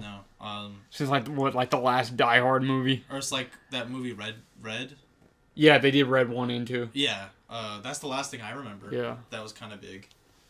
Yeah, it was something like that, pretty much. And that was, like... That was a while ago. I want to say that was like 2016? Something like that. Or maybe even before that. Something like that. And I remember the last Die Hard movie he was in, I think came out when we were in freshman year of high school. Something like that, yeah. Or sophomore. It was the one with Jai Courtney. Yeah. As his son. Yeah. So, well, fucking... My prayers are with you, Bruce Willis. I'm sorry everyone's been making fun of you for so long. You were good in Glass. Remember using Glass? Yeah. You know what's also... It's kind of interesting the story came out a few days later after, to bring it back to the Oscar slap for a second. Because remember how we were talking about the joke he made and how I thought it was kind of a double layered joke? Oh, we didn't talk about that. Yes. So it's kind of interesting the Bruce Willis story came out a few days later. So originally what I thought, like, I'm really stupid because, like, I missed the most obvious part of the joke and I looked at, like, okay, so initially when Chris Rock made that joke, what I thought it meant was that... So he says he can't wait to see Will Smith's wife in G.I. Jane 2. Yes, and that's what the joke was. And okay, obviously it's a joke about her hair, but I wasn't even thinking about that because I'm stupid. But I was thinking, oh, it's a joke about Demi Moore, and Demi Moore left Bruce Willis and fucked a younger dude, Ashton Kutcher, and she was having sex with August Alsina instead of Will Smith. That's what I thought the joke was. It's like, oh, comparing her to Demi Moore. I don't know. I thought that was kind of interesting. Because, yeah, for those of you who don't know, Demi Moore was with Bruce Willis. Well, it is interesting. She got with Ashton Kutcher. It's interesting because a lot of people were like, oh, that wasn't even like a good joke to get mad at. Yeah. But, I mean, Chris Rock's a smart guy. Yeah. And it's not like that was off the cuff. He wrote those jokes. Yeah. So maybe there was that double meaning there. Maybe. I haven't seen anyone mention that, though. But I remember we were talking about that in the group chat with me, you, and Andy. It makes sense. Yeah. That's not something I would have recognized, but that sounds like it could be intentional, too. So, yeah, it could have been, like, double meaning. Yeah. Who knows, yeah. Yeah. But, like you said, prayers with you, Bruce Willis. Yeah, man, I feel really bad. Yeah. I feel really bad. The idea, the fact, he might not be able to talk, that's kind of scary. Well, that's really scary, of course. Yeah. I wonder, does it have to do with, like, I don't know if they said talk or communicate. Like, will he not be able to write? Like, I'm looking. Because it's not like his vocal cords are, like, degenerating. It's his fucking brain. So I don't know if he'll be able to communicate. Oh, yeah, it says a language disorder that affects a person's ability to communicate. Yeah, not so talk. I don't even think that's just talking. So that's really deep. Yeah. That's really bad. That is pretty far. Yeah, man, I hope you get better. And I do not judge you for making those those shitty, admittedly terrible movies. Yeah. I don't blame you, man. It's okay. I respect you. You're a cool guy. Yeah, I love Bruce Willis. Yeah, I think he gets a lot more shit than especially now. But before even it was excessive. Yeah. Yeah. So, yeah, man. Sorry, Bruce. They forget that he's been in a lot of classics. Yeah, man. Yeah. Such as Die Hard and Pulp Fiction. And Uncharted. Wait, no, what? Uncharted. What is it called? What's that movie? Inhumans. Oh, you're talking about the M. Night Shyamalan movie? No. Unbreakable. No. Oh, Unbreakable was great though. What? Expendables. Expendables. I did like Expendables Part 2. I think he was in 2. 2 I actually do like a lot. Expendables, that's great. Oh, Sixth Sense. Oh yeah, Sixth Sense. Classic Sixth Sense. Yeah, 12 Monkeys. He's in that. Oh, okay. So yeah, he's been in good shit. Yeah, and obviously Die Hard. Yeah, Die Hard, of course. Sin City. That's another one we mentioned before about maybe wanting to do on our next podcast. Yeah. So yeah, prayer for the Willis. Yeah, respect to you and prayers to you. What else do we got, buddy? Do you want to talk about what we've been watching recently? Yes. If you're ready. Yes, I do. You got anything? I'll let you go first because you had some stuff written down. Let me pull up my letterbox. Oh, okay. So it seemed like you were ready to go. I had a few things. So, well, first of all, I want to pitch something to you. Okay. I would love, Evan, for you when Cape. Don't say watch OKKO. No. when Batman Cape Crusader comes out. Oh, I'm going to watch it. Yeah. But can we cover it on the show? Yeah. You want to? Yeah. I would love to do that. Is it coming out this year? Next year. Oh, damn! I wish it would come out this year. If we're still alive. Well, I assume we'll still be alive. I hope so. Hopefully. I hope so. I'm saying, damn! I wish it would come in this year. Though. Me too. If we had to wait another year. Well, there's a chance that. I thought it could be like October this year. I saw something that was like, that indicated that the first episode might come out early, like apart from the rest of the show. So that might come out and we can talk about it, maybe sometime this year. But I think the proper full season will release next year. Yeah. Early next year, so it's not that far. That makes sense because I saw what's his name, Mark Bernard. Yeah. One of the hosts Mark of Bernardin. Bernardin. Yeah. One of the hosts of Fat Man on Batman or whatever it's called now. I think they changed the name. Did they? Fat Man Beyond. Oh, okay, Fat Man Beyond. It's still Fat Man on Batman, basically, but yeah. I saw he said like it was right after The Batman came out. On the episode that him and Kevin Smith were reviewing The Batman, he was saying, "Oh yeah, I just got hired to write an episode." So that's like, Cape Crusader? Yeah. Mark Bernardin? Yeah. Huh. He got hired to write an episode of it. So that makes me think like, oh well, they're still in the fucking writing process. You know what I mean? So it's like that's they're probably still a while to go. Because there's a lot of shows. I can't speak for every fucking animation house or studio in the country or anything. They probably animate some of them already, but they might be still like writing and animating. Largely in animation, like all or most of the season is in production at the same exact time. Mm-hmm. You know what I mean? Yeah. So it would stand to reason that maybe they're all still in the writing phase, or a lot of them are. Who knows? Yeah. But like we said, maybe the first half of the season's almost done, and the second half, you never know. Yeah. Well, in the Batman episode, he's saying he just got the job, so it's like, oh, it wasn't even done yet. Yeah, so that could indicate that the show is not too far along. Yeah. It could. But hopefully, he's writing some filler ass episode to throw in the middle, and, and the rest of it's done or something. Is he a good writer? I actually, what's really funny? When I first got into comics, right? I don't really know anything about him, to be honest. Besides that he works with Kevin Smith. Evan. Oh, I apologize. When I first got into comics... No, I'm sorry. No. When I first got into comics, I was in, like, North Carolina or some bullshit with my family. We always go to terrible places for vacation. North Carolina's fun. Yeah. Asheville. I like Asheville. Yeah. But on our way out, we passed through and we went to a comic book store. That's always fun. I convinced my mommy to give me a few bucks. And outside of getting some random comics here and there as a kid, that was the first time where I was like, you know what? I want to get, like... Yeah. Like, actual, like, shit to read. Like, I want to catch up. So, at that time, the New 52 had just started. And, that... They had a Static Shock was... so, New 52 was, like, 52... It was a reboot of DC. They had 52 different titles that launched, and Static Shock was one of them. I think I got Flash, Static Shock, and Batman or something. And he wrote Static Shock. He wrote that Static Shock. Oh, he did? So I actually have read...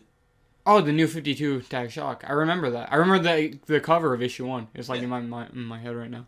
Yeah, so I think that was Mark Bernardin, right? I don't know. Okay. Well, I'm taking your word for it. I was like, I really don't know. I remember, like, kind of liking it. But it's just notable to me that was kind of one of the first things that I had read when you were, like, getting serious. Yeah, it was, like, one of the first comic things I actually went out of my way to read. Because I read Watchmen, which I didn't understand.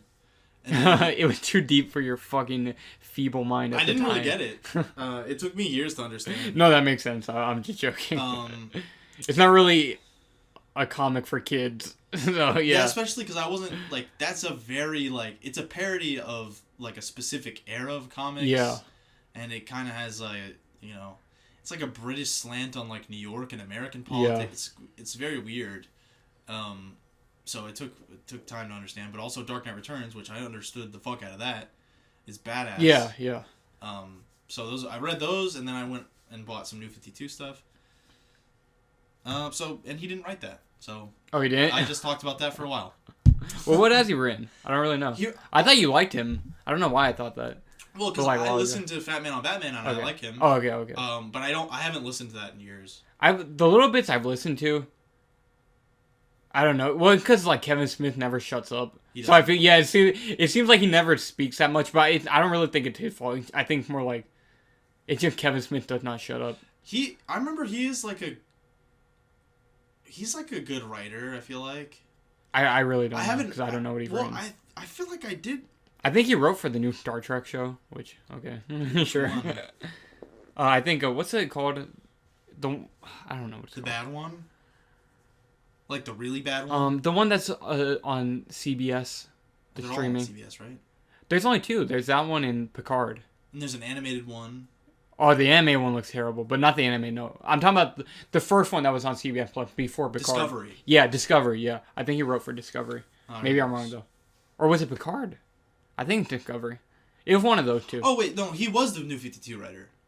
For Tech Shock? There were just multiple writers. Okay. At the time. So it was Mark Bernardin. Okay. But I remember I used to listen to Fat Man on Batman, like, pretty consistently. And he would always have, like, some pretty cool ideas and stuff that he would just share, like, you know, so... Yeah. I never listened to it very often. It's just, like, when I was like, I want to go, like, check out a clip or something, it's always Kevin Smith just not shutting up. Yeah. Which is, that kind of a shtick, so... It was so much better. I think I've talked about it on here before, but Fat Man on Batman... Well, like I said, though, I do like Mark Bernardin. Yeah. But I liked the show so much better when it was literally about Batman. Yeah. Like, it literally used to be like, he interviews Mark Hamill, he interviews Scott Snyder, he interviews, like, fucking whatever. So. Now it's just kind of his main podcast. Like, they'll review, like, Avengers Endgame on, like, Fat Man Beyond. You know what I mean? It's just his, like, weekly nerd podcast. Exactly, yeah. But yeah. Which I guess kind of makes sense with the name, Beyond. Fat Man Beyond. Yeah, that makes sense. Kind of clever. Yeah. Kind of clever. And also, that kind of... You know, Kevin Smith's a great writer. No, because it has, like, a double meaning, because he's skinny now. Oh, yeah. And also, you're right. They're not just talking about Batman anymore, too, so... Well, yeah, I do like Kevin Smith. He's cool. Yeah, I've always been a fan of Kevin Smith. I was an early defender of Kevin Smith when Dylan did not like him years ago. I don't like Clerks. I mean, it's, like, kind of cool. Well, it's like the way me and Dylan got into Kevin Smith was different. Because you got into him for, like, his podcast and stuff like that, and then me, it was, like, from his movies. Exactly. Yeah, so... Yeah, because the only Kevin Smith movie I had seen for a long time was fucking... Clerks? No. Before that, I saw Jersey Girl? Bob Strike Back. Oh, okay. That was the first one I had seen, and then years later I saw Clerks. And then you also saw Cop Out. And then I saw Cop Out. I've actually have not seen Cop Out, which is interesting. My order, I think, was Jay and Silent Bob Strike Back. Which is a terrible movie. I liked it. Good... That's interesting. You think that's good, but Clerks ain't bad. I wouldn't say it's good. Okay. I said I liked it. Okay, fair enough. Yeah, on Letterboxd it would be like 2.5 stars and then like with the heart, yeah. But Clerks is cool. Like, it's cool for what it is. It just doesn't jive with me as much. That's understandable. I like the movie a lot. Because it's a movie where the dialogue is supposed to do the heavy lifting, but I think the dialogue sucks. Yeah, in my opinion, I love the dialogue in Clerks. I just love that movie, just in general. It's great. But like you said, it's like a dialogue heavy movie. Like you said, the heavy lifting. That's not really a problem for me, but yeah, it's like taste. Yeah. It's just my personal preference. But anyways, Part 3 coming out this year. Very excited. Hype? We're gonna go? I'm excited. Well, I mean, are you gonna see it? Sure. Okay. I didn't know if you cared to see it or not. I gotta rewatch Mallrats. Mallrats isn't great. Rewatch Mallrats and watch Clerks 1 and 2. And then rewatch Jay and Silent Bob, of course. His first 3 movies are all, like, classic to me. Clerk, Mallrats, and Chasing Amy. I love all those movies. Okay, so I just wanted to say real quick, because my fucking Kevin Smith thing is really weird. So I saw Jay and Silent Bob Strike Back, and then I saw Cop Out, which I didn't even know really was Kevin Smith until he shit on it later. Yeah. And he shit on Bruce Willis. Yeah, Bruce Willis. Funny story, he shit on Bruce Willis. Sorry, Bruce. Yeah. And then I saw Cop Out, and then I saw Red State. Oh yeah, we watched Red State together. I like that movie. And I did like Red State. Clerks, or wait, I don't know if I watched Clerks or Chasing Amy first, but then I watched those, and then I watched. I think Clerks, because we watched Clerks and Chasing Amy. We watched it together. Both of them. Yeah, wait. I think I gave Chasing Amy a shot one day, and I was like, eh. Oh, okay. And then we watched it again later, and then we watched Clerks. I think. Yeah, I've seen quite a bit of his movies, I guess, and none of them are great. I never hit. Like I said, the first 3 movies I really loved a lot. And Clerk 2, I love Clerk 2. I was like, Clerk 2, great. And the other Jay and Silent Bob movie sucks. I watched that too. The reboot, I didn't see it. Oh, that's what it's called. Yeah, I didn't see reboot. Yeah, it sucks. It sucks. Jay and Silent Bob Strike Back sucks. I really don't like it. Dogma is also pretty good. I like Dogma. Oh, I've seen Dogma too. Yeah, Dogma's good. Yeah, Dogma's good. Can I tell a story? Yes, of course. We're just shooting the shit right now. Yeah. You don't care, do you? No. Of course. Isn't that the point of this episode? Oh no, no. But I feel like I'm the one that keeps taking the. Oh no. The sweet mic time. Go for it. So yeah, I met a cool girl named Amy once upon a time. Oh. And then she's the one that convinced me to make a Spotify. So I named my main Spotify playlist I just have a playlist where I add any song that I like, like every song that I like, and I called it Chasing Amy. And then we broke up, and I changed the playlist name to Dogma. There you go, Kevin Smith. That's badass. Full circle. Yeah, and that's also a cool classic Kevin Smith double meaning, right? Because that's his next movie. It is his next movie. Or that's his next View Askewniverse movie. It was his next movie though. It came right after Chasing Amy. I think he had something else in between. I don't think so. Let me look it up. I'm pretty sure it was right after Chasing Amy though. Maybe I'm wrong, but no, he did Geely, right? He did not direct Geely. What's the one that everyone? That was not Jersey Girl. Jersey Girl. Yeah. I think Jersey Girl might have. No, Jersey Girl was after Dogma. Oh, definitely, yeah. Well, yeah, I think it is the next movie then. So it's the next movie chronologically that he made, and it also is kind of like goes from like I was with this girl, and then Dogma's more like a general term for like your. Yeah, it was Chasing Amy then Dogma. Yeah. So it works on 2 levels. I'm a genius. You are. Thank you. I agree, Dylan.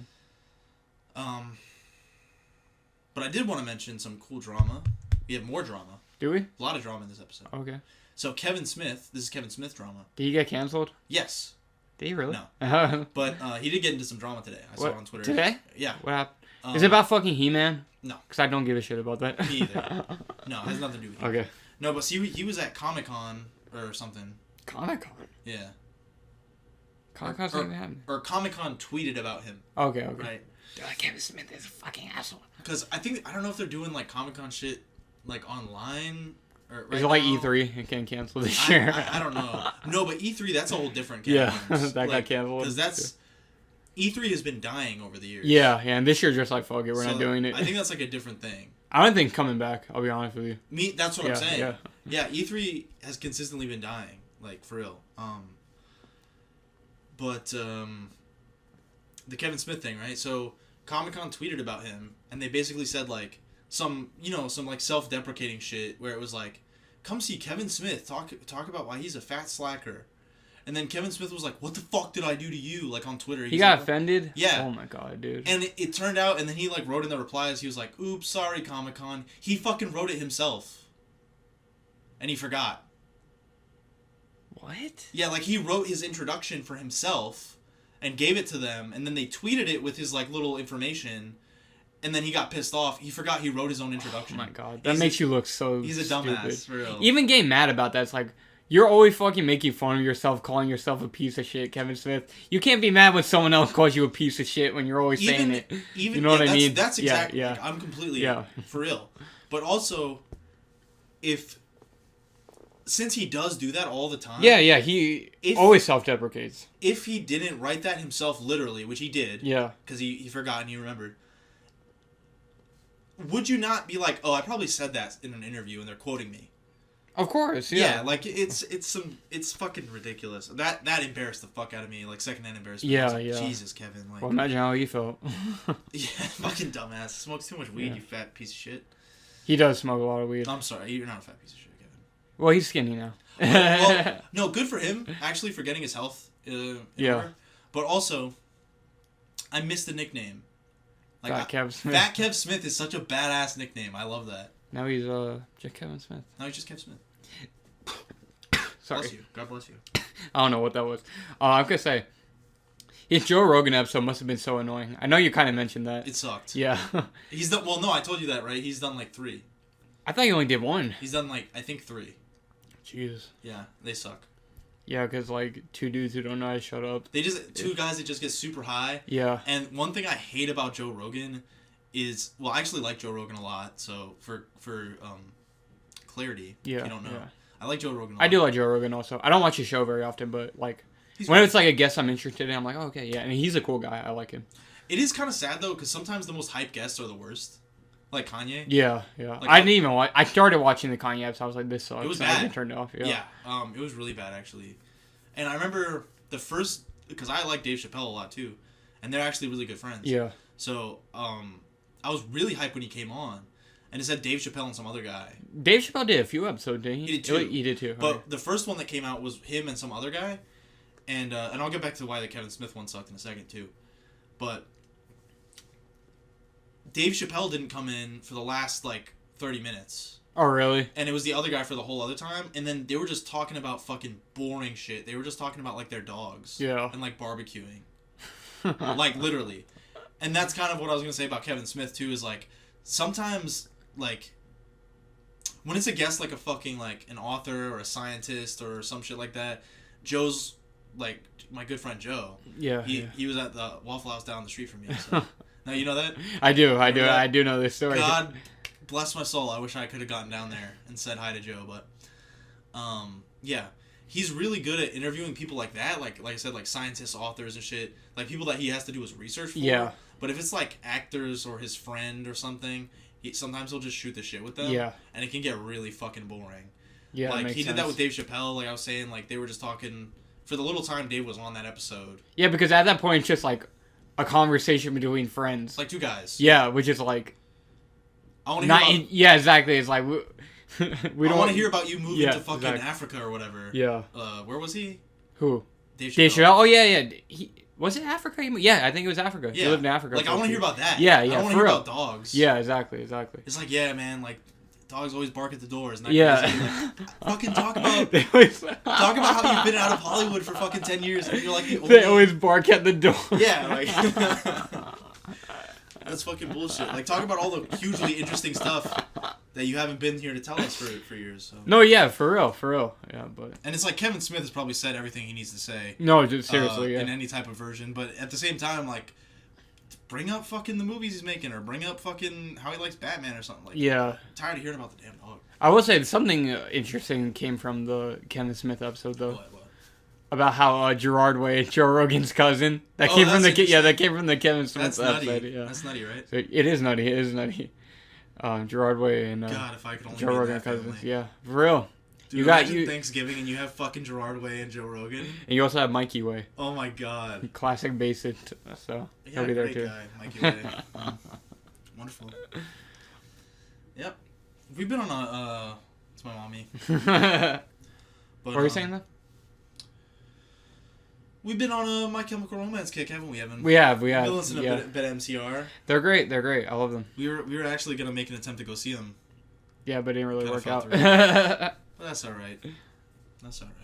Wasn't meant to be. That's the way I see it. Sure wasn't. No. Sure wasn't. But yeah, that's all I have to say about what did this even come from? What was it? Was it because of Bruce Willis? Is how we got into? We were gonna talk about what we've been watching. Oh. But then we talked about Batman. Yeah, we started out Batman, then we talked about Mark Bernard, and I wanted to talk about his drama on Twitter, and that was an interesting segue. Yeah, so here's a fun. But what have you been watching, Dylan? So what have I been watching? I've been watching some HBO Max. Of course, as I tend to do. That streaming service. Oh, it was because of Batman, because I was like, oh, let's watch Cape Crusader. Okay, and yeah, then, you've been watching Brave and the Bold. And then you were like Mark Bernard, and then Fat Man on Batman, then Kevin Smith, and Joe Rogan. Yeah. That's funny. Okay, so I've been watching some HBO Max, like I said, which is that's what made me think of Cape Crusader earlier before we got into this, which, what a funny little tangent, but... So yeah, I've been watching OK Ko, Let's Be Heroes. That's interesting. And that's a really fun show. It's a good show. I would show my baby that show, if I had a baby. Yeah. And I was also show myself that show, because I like it. It never looked great to me. I haven't seen it, so I can't completely shun it. But it was like one of those newer Cartoon Network shows. I know how you where know, I kind of fell off. You kind of mentioned that about when I was like, "Oh, dude, Ghost of Molly McGee's so good." And yeah, like, exactly. It just looks like some Adventure Time shit or whatever. Yeah. I get where you're coming from, but I feel like it's like animation. A lot of times is for all ages, but there's also an element of like, this looks like some baby shit. Yeah, like, yeah. I know where you're coming from, but I really like the voice actress in both of those shows, actually. Ashley Birch. She used to be a YouTube internet celebrity. I wonder if I know who she is. Ashley Birch. They did a show called Hey Ash, What You Plan? Oh. Did you ever see that? I don't think so. It was like a old school YouTube skit show. Oh, I don't think I've seen that. Yeah, it was pretty funny. I like it. But yeah, she's great. Love her voice. Congrats on her success. Congrats on her success. I'm praying on her upfall. Yeah, me too. Me too. She's the main character in Horizon Zero Dawn. Oh, really? And she's also... Oh, so she really... Yeah, she's like... She's pretty big. No, I definitely mean like she definitely got the YouTube bubble. Oh, yeah. Yeah, she's not a YouTube celeb. She's like... Yeah. One of the... I think probably the biggest examples of like breaking out of YouTube. And like getting... Do Jake and Logan Paul count? Kind of. They're kind of just celebrities now. Yeah. Yeah, they kind of went from YouTubers to like now they're just kind of famous. Yeah. So yeah, and like Zach Hadel. Yeah. He got Smiling Friends done. Much love to Zach Hadel. Always. Yeah. Always. Congratulations to him. But yeah, she's... I like seeing that when people get like... I love they don't keep that YouTuber stigma. Like they're able to just get into the industry and not have that like follow them. Yeah, it's like it's the people with the actual talent. Yes, that is true. I'm sure there's some people that fall through the cracks that are talented. Yeah. For whatever reason, but it's nice to see that like someone that you could see potential in on YouTube, they break through. Yeah. And they get like some actual like good paying work and shit like that. Yeah. So, it's not like FoozyTube being in like the fucking Medea movie. You know what I mean? Like that shit. Or like all the people that were in like that Smile movie or whatever. Yeah, exactly. Like that, But yeah, she's in Ghost of Molly McGee, which I love, and I've been keeping up with that when it comes out. And she's in OK Ko, and yeah, she's doing well for herself. And I've also been watching Evan, Batman: Brave and the Bold, which is fun. Yeah. I've seen it. I never really got into it, but I saw it like I just have it on in the background when I was like in middle school or whatever. Yeah, that's really what I remember from middle school. When I was a kid, I was like, "This is a baby show. I don't like it." But now it's badass. Yeah, now you're like, this is fun. It's like a really fucking good show. Yeah, that makes sense. I've always heard good things about Brave and the Bold. I just never really. There are some episodes that are just kind of like. I remember the Jonah Hex episode. I don't think I saw that one.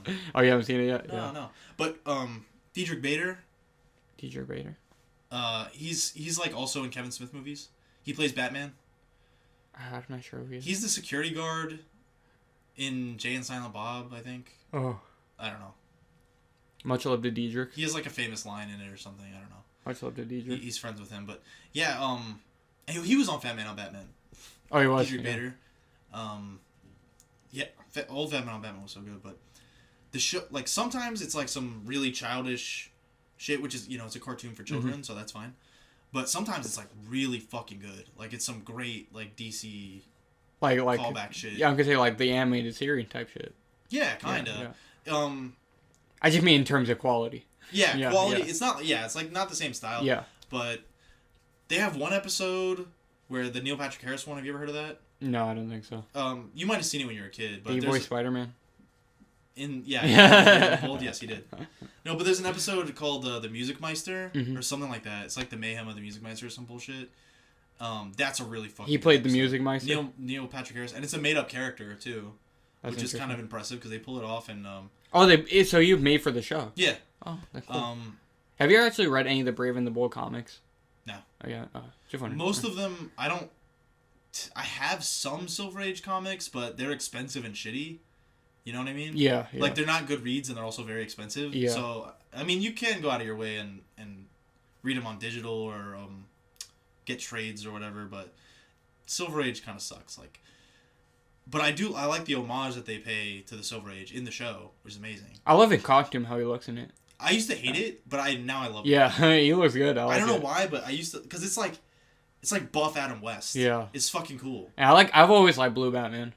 Me too. Yeah, like blue and gray Batman. Me too, and he just looks badass. Yeah, I agree.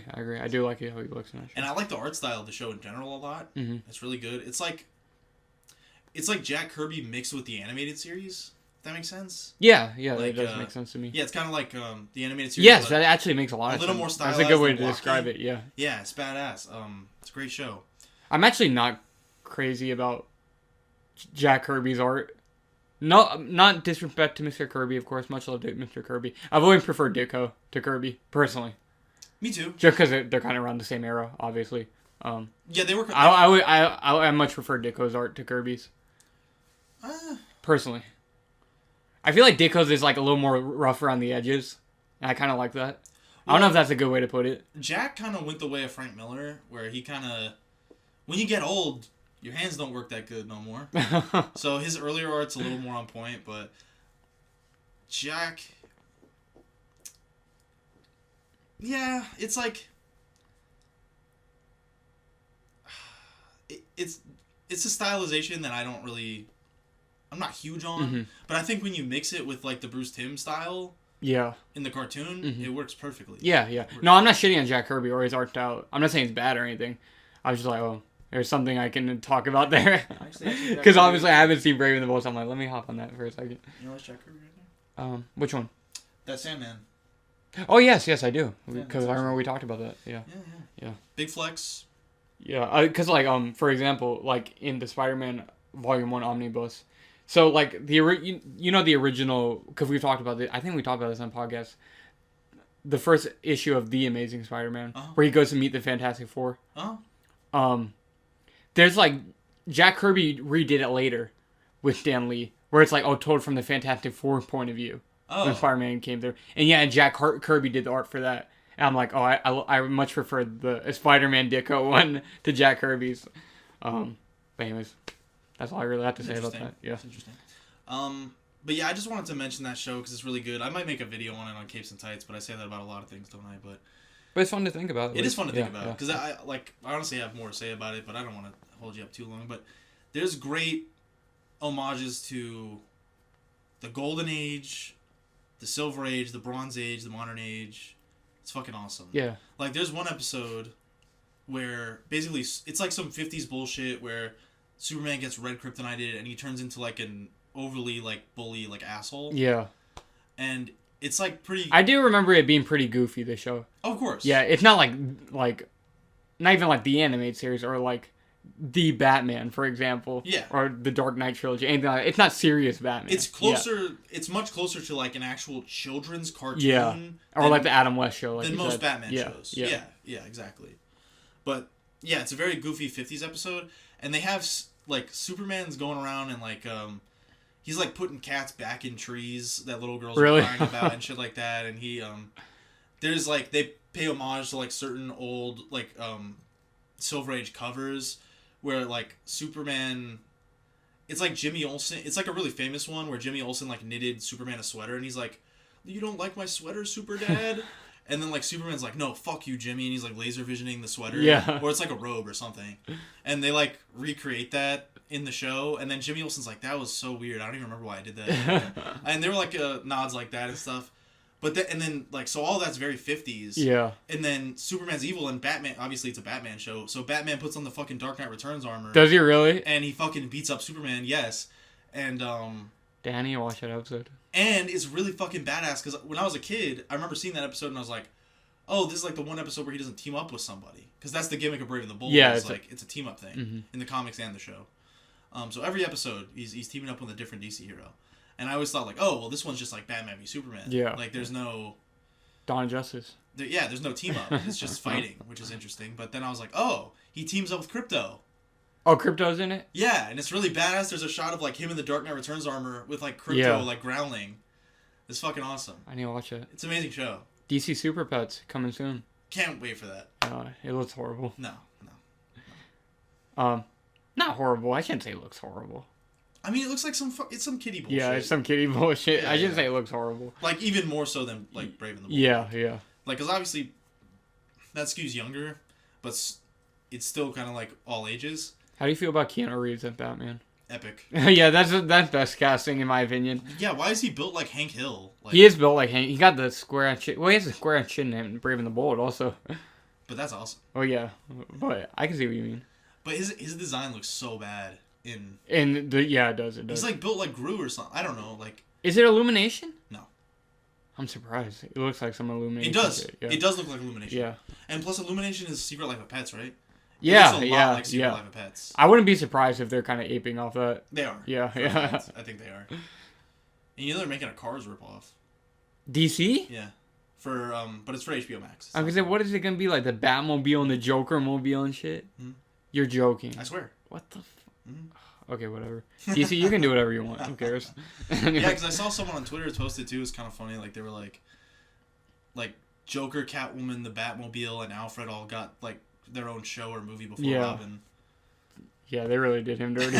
They did him dirty, dude. Well, I'll watch that. Anything else though you've been watching recently that you want to talk about?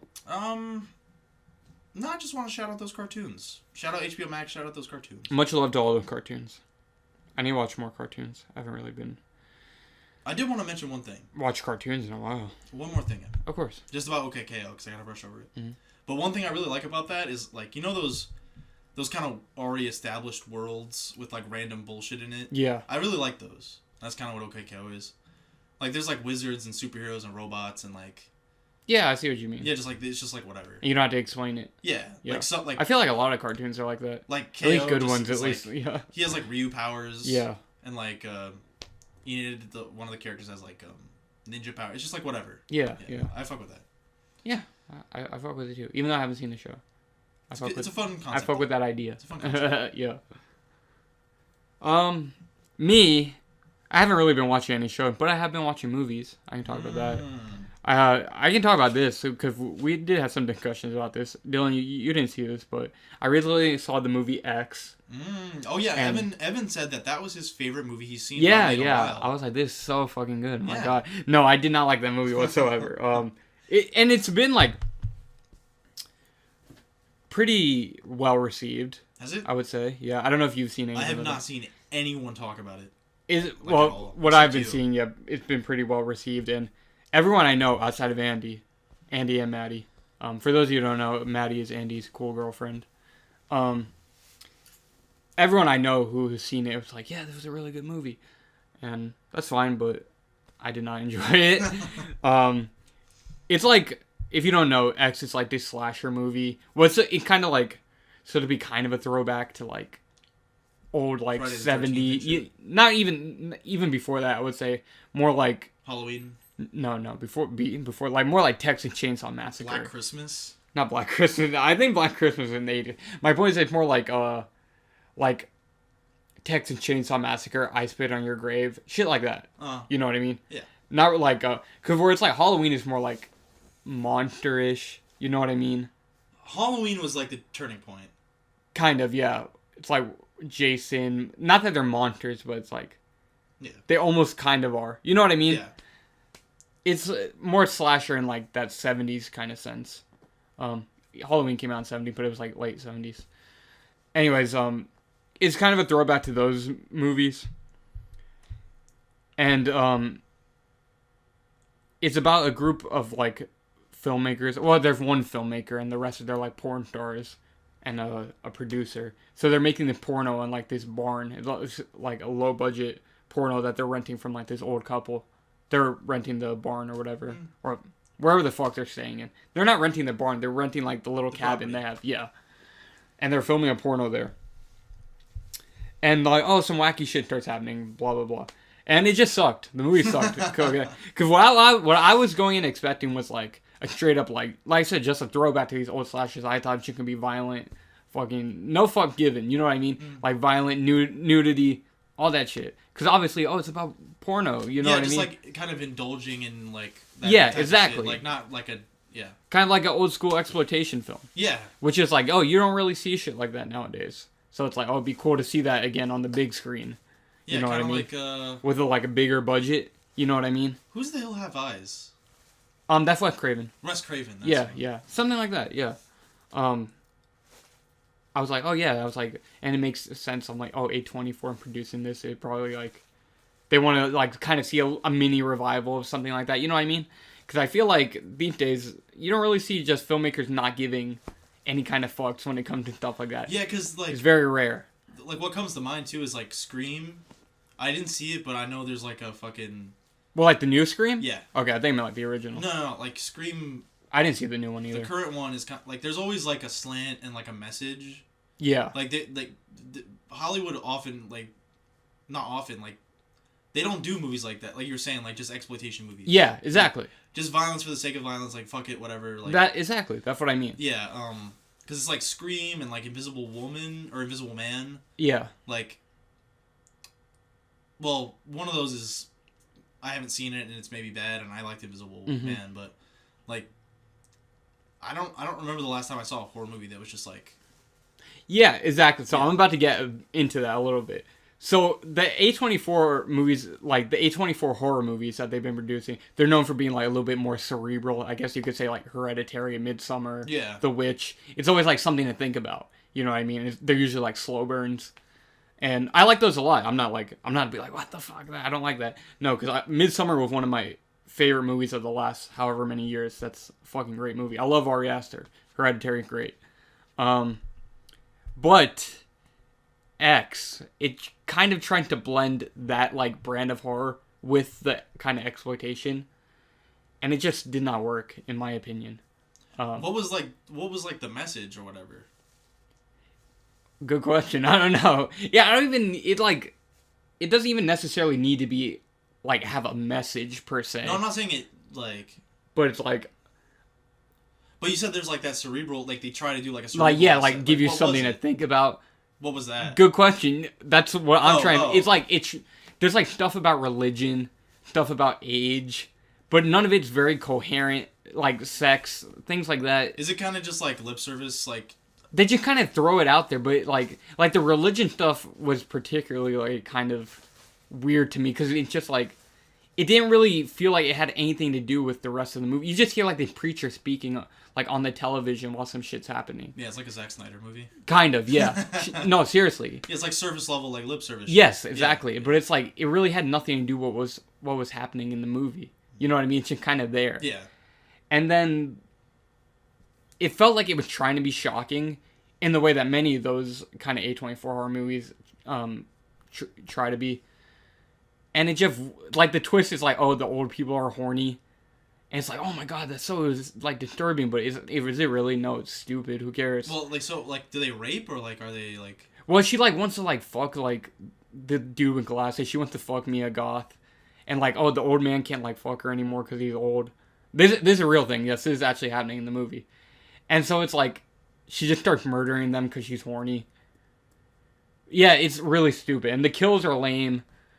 The sex is lame. Like, when you see, like, the porno shit, you don't even see, like, you know, like, you don't see anything happening. But the movie's called X. You know, so you should be going in and, like, what it's based on, you would, like, expect to see, like I was saying, like, an exploitation movie with no fucks given. But the violence is all very... It's nothing you haven't seen already, you know what I mean? Yeah. It's something you can see on The Walking Dead. Yeah. You know what I mean? It's nothing crazy. And it's like, oh, the sex, what, you see a tit. Oh my god, that's crazy. Yeah, you get what I'm saying? Yeah. It's not like you're seeing some raw fucking. Yeah, I'm glad I didn't bother. I kind of flaked on you guys. I didn't see that with you, but sounds like I wouldn't probably. No, yeah, it wasn't good. And, like, I remember there's this really pretentious scene in it where it's like, after the old lady does, like, her first kill, she just, like, randomly starts dancing. Joker. Yeah, she just starts dancing and, like, the palette of the fucking screen changes, like, turns red. And it's like just extremely pretentious BS. It's like, it feels like the movie's trying too hard to fit into, like, the A24 brand. And that's how I could just kind of feel about A24 in general now. It feels like it kind of become a parody of itself. Like, before it was like, oh yeah, all these, like... It was like, yeah, it's an artistic vision thing. Like, A24 is a place where we can let these directors make the movies they want to make. You know what I mean? And now it feels like almost on that MCU shit where it's like hitting check, you know. Yeah.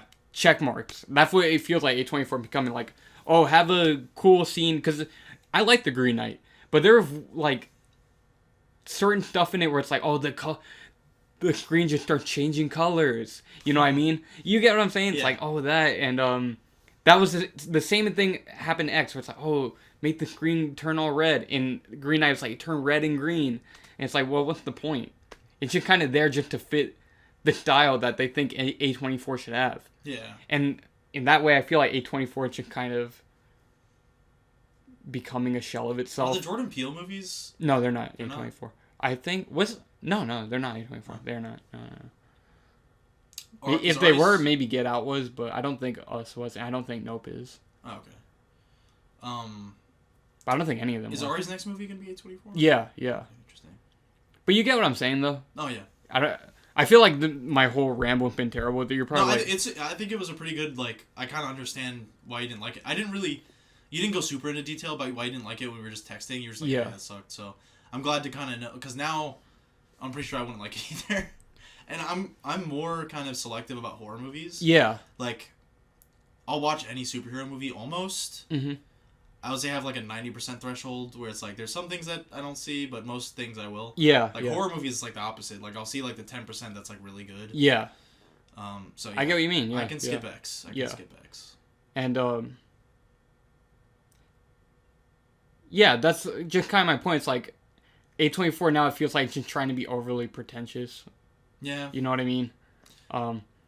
Like I say, it should just be about giving what I thought it was, just letting filmmakers do what they want to do. Well, Hollywood, that's the thing about Hollywood, too, is like from the beginning of fucking Hollywood, it's like they always learn the wrong fucking lessons. Yeah, They always do. Like, if something's successful, they'll just pick any element and then run with it. Yeah. They'll just pick whatever surface level element there is and just do that. Exactly, yeah.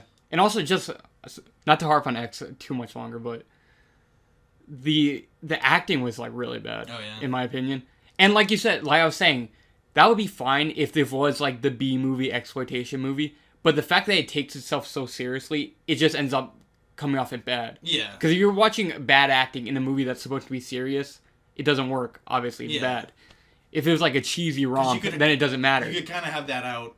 Yeah. If it wasn't taking itself seriously. Yeah. If it's like The Room or some shit, like, you know what I mean? Yeah. It's like, well, or not even The Room, but like, or Texas Chainsaw Massacre, where it's like obviously it's not great acting in it. You know what I mean? Yeah, or like fucking like any of the fucking like 50s B movies. Like, yeah, exactly. Or whatever. Yeah. So it just feels like, what the hell? Can I show you something weird?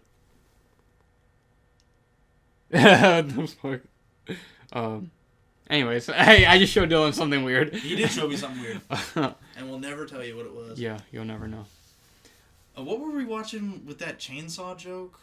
Oh, no, I was watching... Hobo with the Shotgun? No, I was watching a cartoon with somebody. Sorry,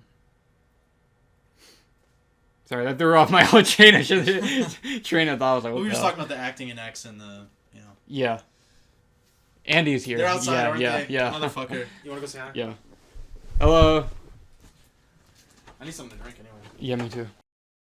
This is an interlude for RNS Podcast. Subscribe and like now if you like real shit, motherfucker. So what were we saying? Sorry, we had a cool interruption. Did you start it already? Oh, it had been recording the whole time. I never stopped it. Yeah. Oh. So we had a cool interruption. And yeah.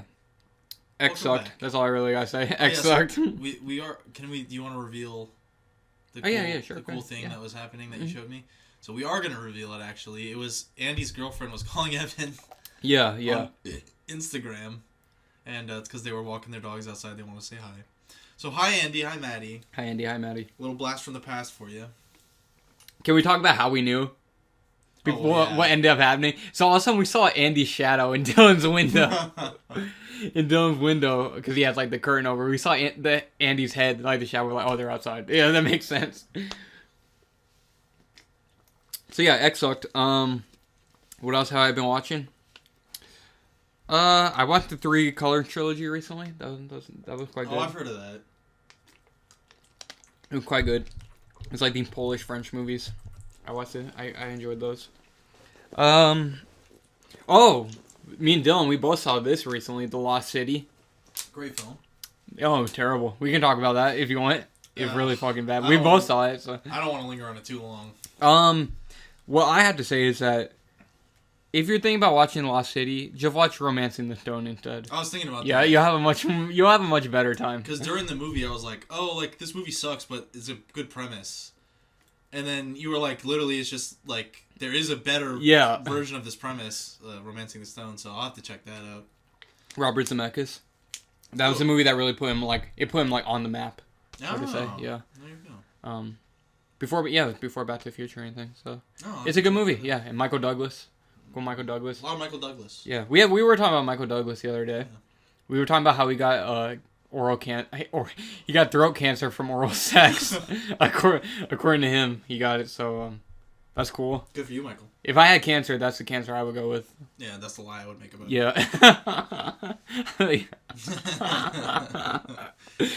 Yeah. I watched Denny's his second movie recently called I don't know how you say it, like Maelstrom. Yeah, is that how you say it? Mm-hmm. Yeah, I saw that recently. That was quite good. I spent a pretty penny to get the DVD because it's really rare. It's like one of his earlier movies. Not a lot of people have seen it. It's not on any streaming or anything. Oh, really? Yeah, and I bought the DVD off of eBay. What is it about? I'll read you the cool letterbox synopsis right now, because I'll just spoiler alert. The movie's weird as fuck. Okay. It's kind of all over the place, but it's the synopsis according to Letterboxd is BBN. I think that's how you say your name. BBN, because the movie's in French, so it's like, I think it takes place in Canada though. He's a French guy. Danny. He's a Canadian guy. Danny, yeah, he's Canadian, but he's from Quebec. French Canadian guy. Yeah, so which is like French. And I think it takes place in Canada, but the whole movie's in French. It's a BBN, a wealthy part-time model, questions her seemingly perfect life after she has a traumatic abortion. So there you go. So the movie starts with her like having this abortion, and then after that, and it's weird. It's like this fish that's like in a slaughterhouse and telling the whole story of the movie. A fish. Yeah, he's like getting chopped up by a butcher, and the butcher's naked. Like I said, it's a weird movie. and he's like, the fish like starts talking. He like starts telling the story about what's happening. I enjoyed it. Like I say, just kind of following this girl. Like she just starts, like, kind of weird shit just kind of starts happening to her after she has this abortion. It's not like a horror or anything like that. Kind of just bizarre. Yeah, it's like a drama with like some kind of bizarre supernatural-esque elements, I guess you could say to it. Like she accidentally like murders a guy. That's the thing. She runs him over with a car. I liked it, but I think maybe it was a bit too, I don't know if self-indulgent is the word. But I feel like, especially earlier on in your career, he's kind of like exploring. Yeah, definitely. Yeah. I feel like it's less like pretentious and maybe more like exploring. Yeah, well, I wasn't even calling it pretentious necessarily, but I can see what you mean though. Yeah, that kind of go with the whole self-indulgent thing. Yeah. It's like, when you're younger, it's like you feel more of a need maybe to try and be like artsy. You get what I'm saying? Well, there's an element. Not even that necessarily, but you get what I mean? Yeah. I think there's an element of that, but also, I feel like it's kind of like when you start, like, maybe with drawing or something. Like, your drawing's going to be more messy. Yes, exactly. Yeah. Like, you're still exploring different elements. Yeah, so it was like, it's a weird movie, and then at times it's to a fault, I think. Where it's like, you kind of are getting lost at what you're trying to, like, there's like good portions of the movie that kind of like don't focus on her. Like they'll focus on other characters' point of views. And that's not bad necessarily, but it's like, I don't know if it was really entirely relevant. It ends up just being kind of boring. And it's a short movie. It's only like, it's a little less than 90 minutes. Oh. And then it's like, that's my point though. It's like those moments where it's just kind of focusing on these other characters, it ends up feeling like filler. You know what I mean? Yeah, filler for a pretty short movie. Yeah, exactly. And at times like that it gets kind of boring. And at the same time, it's like, it's boring, and then also it's like overly bizarre where it's like, okay, well, why the fuck are you showing me this? You know what I mean? Yeah. I don't really get the point. And that's kind of what I mean. But for what it was, like I said, it was a younger him making this movie. It wasn't bad. I enjoyed it. So, yeah, I saw that recently. That was good. Interesting. Also, another early movie from popular directors I saw recently was... Oh, can I ask you a question? Yes, of course. So before we forget, what were you going to mention? Oh, I was going to say, so I also watched one of the early... Is the second movie of theirs also. Coen Brothers? No, the Safdie brothers. Safdie brothers. Yeah, who made Uncut Gems and Good Time. Oh. Yeah. I saw their second movie called Heaven Knows What recently. I really liked that one a lot. I added one of the Safdie brothers movies to my letterbox recently. I can't remember. Was it Good Time? Maybe. That you saw, or like you were putting on your watch list? I added to my watch list. Okay. Good Time is good. With Robert Pattinson. That's a good movie. I think it was Good Time. Yeah, it's good.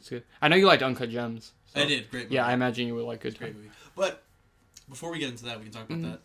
But I wanted to ask you, how much of Denny's movies have you seen? Oh, I've seen all of them except his very first movie. And his first movie is like really hard to find. And it's not in streaming or anything, so. Besides that, I've seen all his movies, yeah. What is it called? August 32nd on Earth. Yeah. Interesting. I don't know what it's about. I haven't found it. So I've looked, but I have not found it. I don't even think there's a Region 1 release of it. Well, when DVDs and Blu-ray for a thing, it's like they were region locked. And Region 1 is like US, Canada. Oh. You know what I mean? North America. Yeah, exactly. Well, no, but like for Blu-rays, Region 1 is also like Asia. For DVDs, it's like North America, and then I don't know what else. And then Blu-rays, Region 1, it's like North America and Asia, like Japan and stuff. Like East Asia, I think. And then 4Ks are just completely region locked. But my point is, for that movie, I don't even think... There's not a Blu-ray of it, and then there's definitely not even a Region 1 DVD release of it. And then it might be online somewhere, but you had to do some digging to find it. Oh, okay. So I've not seen that. But besides that, I've seen all his movies. Interesting. Yeah. I do love you, Denny. You're a good guy. What's the best one? My favorite, Dune. No, not Dune. Blade Runner. Blade Runner. Yeah, Blade Runner 2049. Okay. And then Dune. Yeah. Yeah. I feel like he's like... Because he's great at doing, like, the lower budget artsy stuff. But then I feel like when he does, like, these big budget sci-fis and, like, mixes his, like, sensibility for, like, independent filmmaking, it just works perfectly. So, much love to you, Denny. Yeah, I think there's a real... I mean, I don't want to say a real problem. It's like, there's a real problem in Hollywood. I don't know. I don't want to sound like a dipshit, but... I do think it's an issue, like... A lot of there's not a lot of sense for detail in... Like blockbusters? In current, like, Hollywood, yeah. Or just in general? Well, kind of in general, mostly blockbusters, but kind of in general, too. Yeah. Like, but like you're saying, he brings that kind of smaller movie sensibility, and when you don't have a budget, you have to make the special effect, like, the fundamentals. Yeah. Like, you have to make the bare bones structure of the movie, like, the bare bones elements of the movie really good. Exactly, and I feel like since he knows how to do that with the lower budget, when he's given a big budget, it's like... He can elevate He can make... Yeah, exactly, yeah. He knows how to make the magic happen. So, much love to you, Denny. You're awesome. Shout out, Denny. Definitely one of my... He's Prisoners, right? He did do Prisoners. Also a great movie. Prisoners is great. Yeah, Prisoners, Blade Runner, Dune. I actually did recently. Speaking of which, I just ranked his movies on Letterboxd. Do you want me? Oh yeah, sure. Do you want me to read my ranked? I have a list. Denny Villeneuve ranked. So my first in Blade Runner, my second in Dune, my third is Enemy. You should watch that. Really good movie. Enemy. You guys were telling me that one was good. Yeah, with Gyllenhaal. It's a really good movie. Arrival is my fourth one. Arrival is also great. So yeah, Arrival was the first time I had ever heard of his movies. Maybe me too. I think. I knew about Prisoners. Yeah, I'd never heard of Prisoners until you guys. I think Prisoners when I first heard of him. But Arrival is that, and then after Arrival, I have Prisoners. Yes, I actually do like Arrival more than Prisoners. I'm also shocked by that fact, but Arrival was great. I really liked it. I just lumped Arrival in with all those space movies that were coming out, like Gravity and Interstellar, and. I can see what you mean. They were kind of doing that in that within the same few years of each other. I kind of felt like it was all the same. Arrival's better than both of those, though, in my opinion. I do like a Gravity. Interstellar, I don't like, but Gravity was a good movie. Gravity's the Sandra Bullock one, right? Yeah. Oh. Yeah, Interstellar looks like shit. Like I said, after Arrival, I have Prisoners. Then I have Incendies, also a really good movie. And then Sicario. And then I have, how do you say it? Maelstrom. I'm pretty sure it's Maelstrom. Yeah, I have that. And then after that, I have Polytechnique, if that's how you say it. Another movie in all French. Oh, yeah. Yeah, and that's what I have last. And there you go. Cool. There's my cool Denny ranked. I've actually seen... You know, sometimes... I feel like you... And we've talked about this before, but you and Joey are like... Have this like encyclopedic knowledge of film that I don't have. Oh, but you've seen a lot of shit though. I mean, it's interesting because definitely my family and some of my normie friends would be like, "Oh, like you're the movie guy, like you know everything." But it's like to me, that's what you are to me. Like, thank you, I appreciate that. That's the only thing I have. Well, hopefully we're gonna do something with it. We're gonna, you know. We're popping off. We're popping off a little bit. Yeah. I hope this one gets some views. That'd be fun. I hope you're still listening to us talk. Actually, it's weird because I really like podcasts like this. Yeah. But they don't get as much attention. Yeah, I agree. But like I said, we're going to put like Will Smith slapping Chris Rock in the face on the thumbnail. We'll get some views from that. I'll find like a Smash Bros. Or like a Naruto edit. Yeah. And, like put that in the thumbnail or something. Oh, you were saying though you've actually seen a decent amount of those. Of Denny? Oh, no, yeah. Well, that's what I was saying, yeah. Did you see Sicario? No. Oh, okay. War movie? No, it's like... What is it? With the cartel. Cartel? Yeah. Okay. And they're like, the FBI going over it. No, I haven't seen that It one. takes place like, on the border. Yeah. I've only seen Blade Runner, Dune, Prisoners, and I think another one. Or was that the only one you saw? Still, though. He hasn't made like a shit ton of movies, so that's... 3 out of however many. But it's just interesting to me because if I want to know, like from you or Joey, like what movies haven't I seen by like Wes Craven or some shit? Oh. Like, you can tell me. I think that's fucking really cool. And I want to start doing that. I want to start going through filmographies in that way. Yeah. That's fun. I like that. I really like that. Well, yeah, that's what I did with Denny recently. That's kind of what made me think about it. Because I hopped on the Denny wave kind of late. Because I always loved Blade Runner, and then I saw Dune, and I was like, why have I been sleeping on these guys' movies? And I just watched all this shit, and now he's like on the top of my list. Basically he like nailed it twice. Yeah. Like, oh shit. Yeah. Even though you had already seen Prisoners and Arrival, right? But... No, I had seen Blade Runner and then Dune. Like I said, I knew all the like he was like you already. Just heard of it. Yeah, like. I knew he was well acclaimed, and those were all really popular movies. I just, for whatever reason, I never got around to watching them. And then I finally did. When you did the rewatch just now, it was the first time you saw Arrival.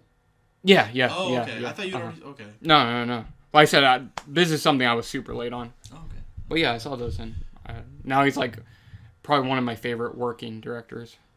I might check out Arrival. Or no. It is good. Probably I'll check out Enemy, you said? Enemy was really good. I'll probably check that one out before I would check out Arrival. But... and what I was saying though also, so I also watched a Safdie Brothers movie, Heaven Knows What. That was a really good movie. It's it like follows this girl who's like she's a heroin addict, and it's just kind of following like her relationship with these two different men. It's like the boyfriend who she's like obsessed with, and then the guy who's like, but he's like a total piece of shit. He's played by the guy who played Banshee. He plays him. Oh. Yeah. And she's like totally obsessed with him, and then she's with this other guy who she kind of has a relationship with. See the nice guy? Yeah, you see what I'm kind of getting at. Yeah. Not necessarily, because he's kind of a piece of shit too, but he's way less of a piece of shit than... because this guy, he like supplies her with heroin. He helps her find a place, like kind of gives her a place to stay at. You know what I mean? Yeah. So like he's not a good guy necessarily, because like they're both like junkies, but he's kind of like helping her. Yeah, exactly. Yeah, and he's like kind of there for her. You know what I mean? Yeah. But she even says it to you. She's like, yeah, like, oh, I kind of don't give a shit about you compared to him. But yeah, you knew immediately basically what it was. Yeah. Well, you kind of explained it. Yeah. Yeah. Well, no, when I was saying, oh, he's a piece of shit, then when I started talking to the other guy, you're like, oh, he's the nice one. But it's like kind of. But yeah, that's kind of what the movie is about. And I liked it a lot because like it kind of reminded me of like a Larry Clark movie. Like, do you know Kids? Mm-mm. Okay, Larry Clark, he made like Kids and Bully. It was kind of like it's very like raw, gritty, and real. You know what I mean? It's like character study type movies. Not necessarily. It's just like non-actors with like this like really gritty type of feel. You know what I mean? Kind of. Well, Because, like, besides Banshee, like, the main girl, it's actually based off of her life, the movie. Like, the movie's, like, it's scripted, obviously. It's autobiographical. Yeah, exactly. Yeah. It's based on the girl who, she's playing herself, basically. Yeah. And then the guy who plays, who you referred to as, like, the nice guy, he was a non-actor also. And he said in the interview, he was like, yeah, I'm basically just playing myself. Because he was like, yeah, he's a criminal. He's actually really interesting. Teams like Buddy Duress. He's like been in and out of Rikers. He was in Good Time also. Because after they did the movie, they're like, oh yeah, you're great. And Good Time, he's like fucking hilarious in it. You should watch Good Time. It's good. I think it's a good time. Ha ha ha. Funny joke. No, but the Safdie brothers would be a good contender for... Because I love the Uncut Gems. Yeah, Uncut Gems were great, yeah. So I'll maybe Good Time sometime we can do that. Yeah, sure. Yeah, that'd be cool. I'd be down to do one of their movies, definitely. But that sounds interesting. It's I like those kind of movies. Yeah. I haven't seen too many of them, but there was this one movie I watched where it was basically this junkie guy like tries to kill himself. Where's my letterbox? This junkie guy tries to kill himself, and then he, like, his sister calls him when he's trying to kill himself, and she's like, hey, like, you have to take care of my daughter. Oh, really? Yeah, and then he, like, goes... What is it? Care of her. I'm trying to, find it. What I kind of mean, though, is, like, I like movies like that aren't kind of, like, scared to, like, show what, like, show reality. You know what I mean? Yeah, more raw. Yeah, exactly. Yeah. Sense, yeah. Like, it's disturbing, obviously, but it's real. You get what I mean? Yeah. I actually would like to briefly mention that movie because I like it. I don't think I talked about it on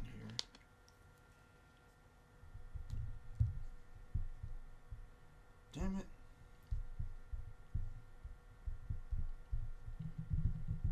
I'm never going to remember what that movie's called. It sounded interesting. It's like The Importance of Being Earnest or some shit. The Importance? Isn't that like a fucking like a play? That's Spider-Man 2 play. Yeah. Yeah, we had a long diatribe about the importance of being earnest in our Spider-Man 2 episode. Oh, I was sorting by release date. By the way, we have 74 subs now. Average, film length. Film name. Oh, when added. Newest first. Okay. I didn't realize that this whole time. I always check my, like, movies, and I'm like, oh, where the fuck is this or this? I had it sorted by release date, not the day really? I logged it, so, yeah, that's fucking annoying. It's something you watched, or you want to see it? No, I watched it. Oh, okay. It was just a while ago. Or like, a few months ago. There we go. Before I Disappear. Before I Disappear. Oh, it's actually from 2014, but it's based on a short film that came out earlier. Let me see. I want to see if I've heard of it. The title doesn't ring a bell. No, I don't. Yeah, I haven't heard of this. It's good? Yeah, it's really good. I mean, it's like... So, what was that movie you were just talking about called? Heaven Knows What. It very much reminds me of that. Like, okay. It's, I'm pretty sure these aren't actors. Mm-hmm. I'm pretty sure they're just like... Oh, wait, I think the director is the main actor. I saw that. And he's like a nobody. Yeah. I don't know. It just really hit me. Really hit me. It's a good movie. I'll have to check it out sometime. That sounds interesting. I'm adding to my watch list as we speak. Nice. I wouldn't say, it's like, it's not like a perfect movie or a super, like, artful movie, but I feel like if you like the whole, like, raw...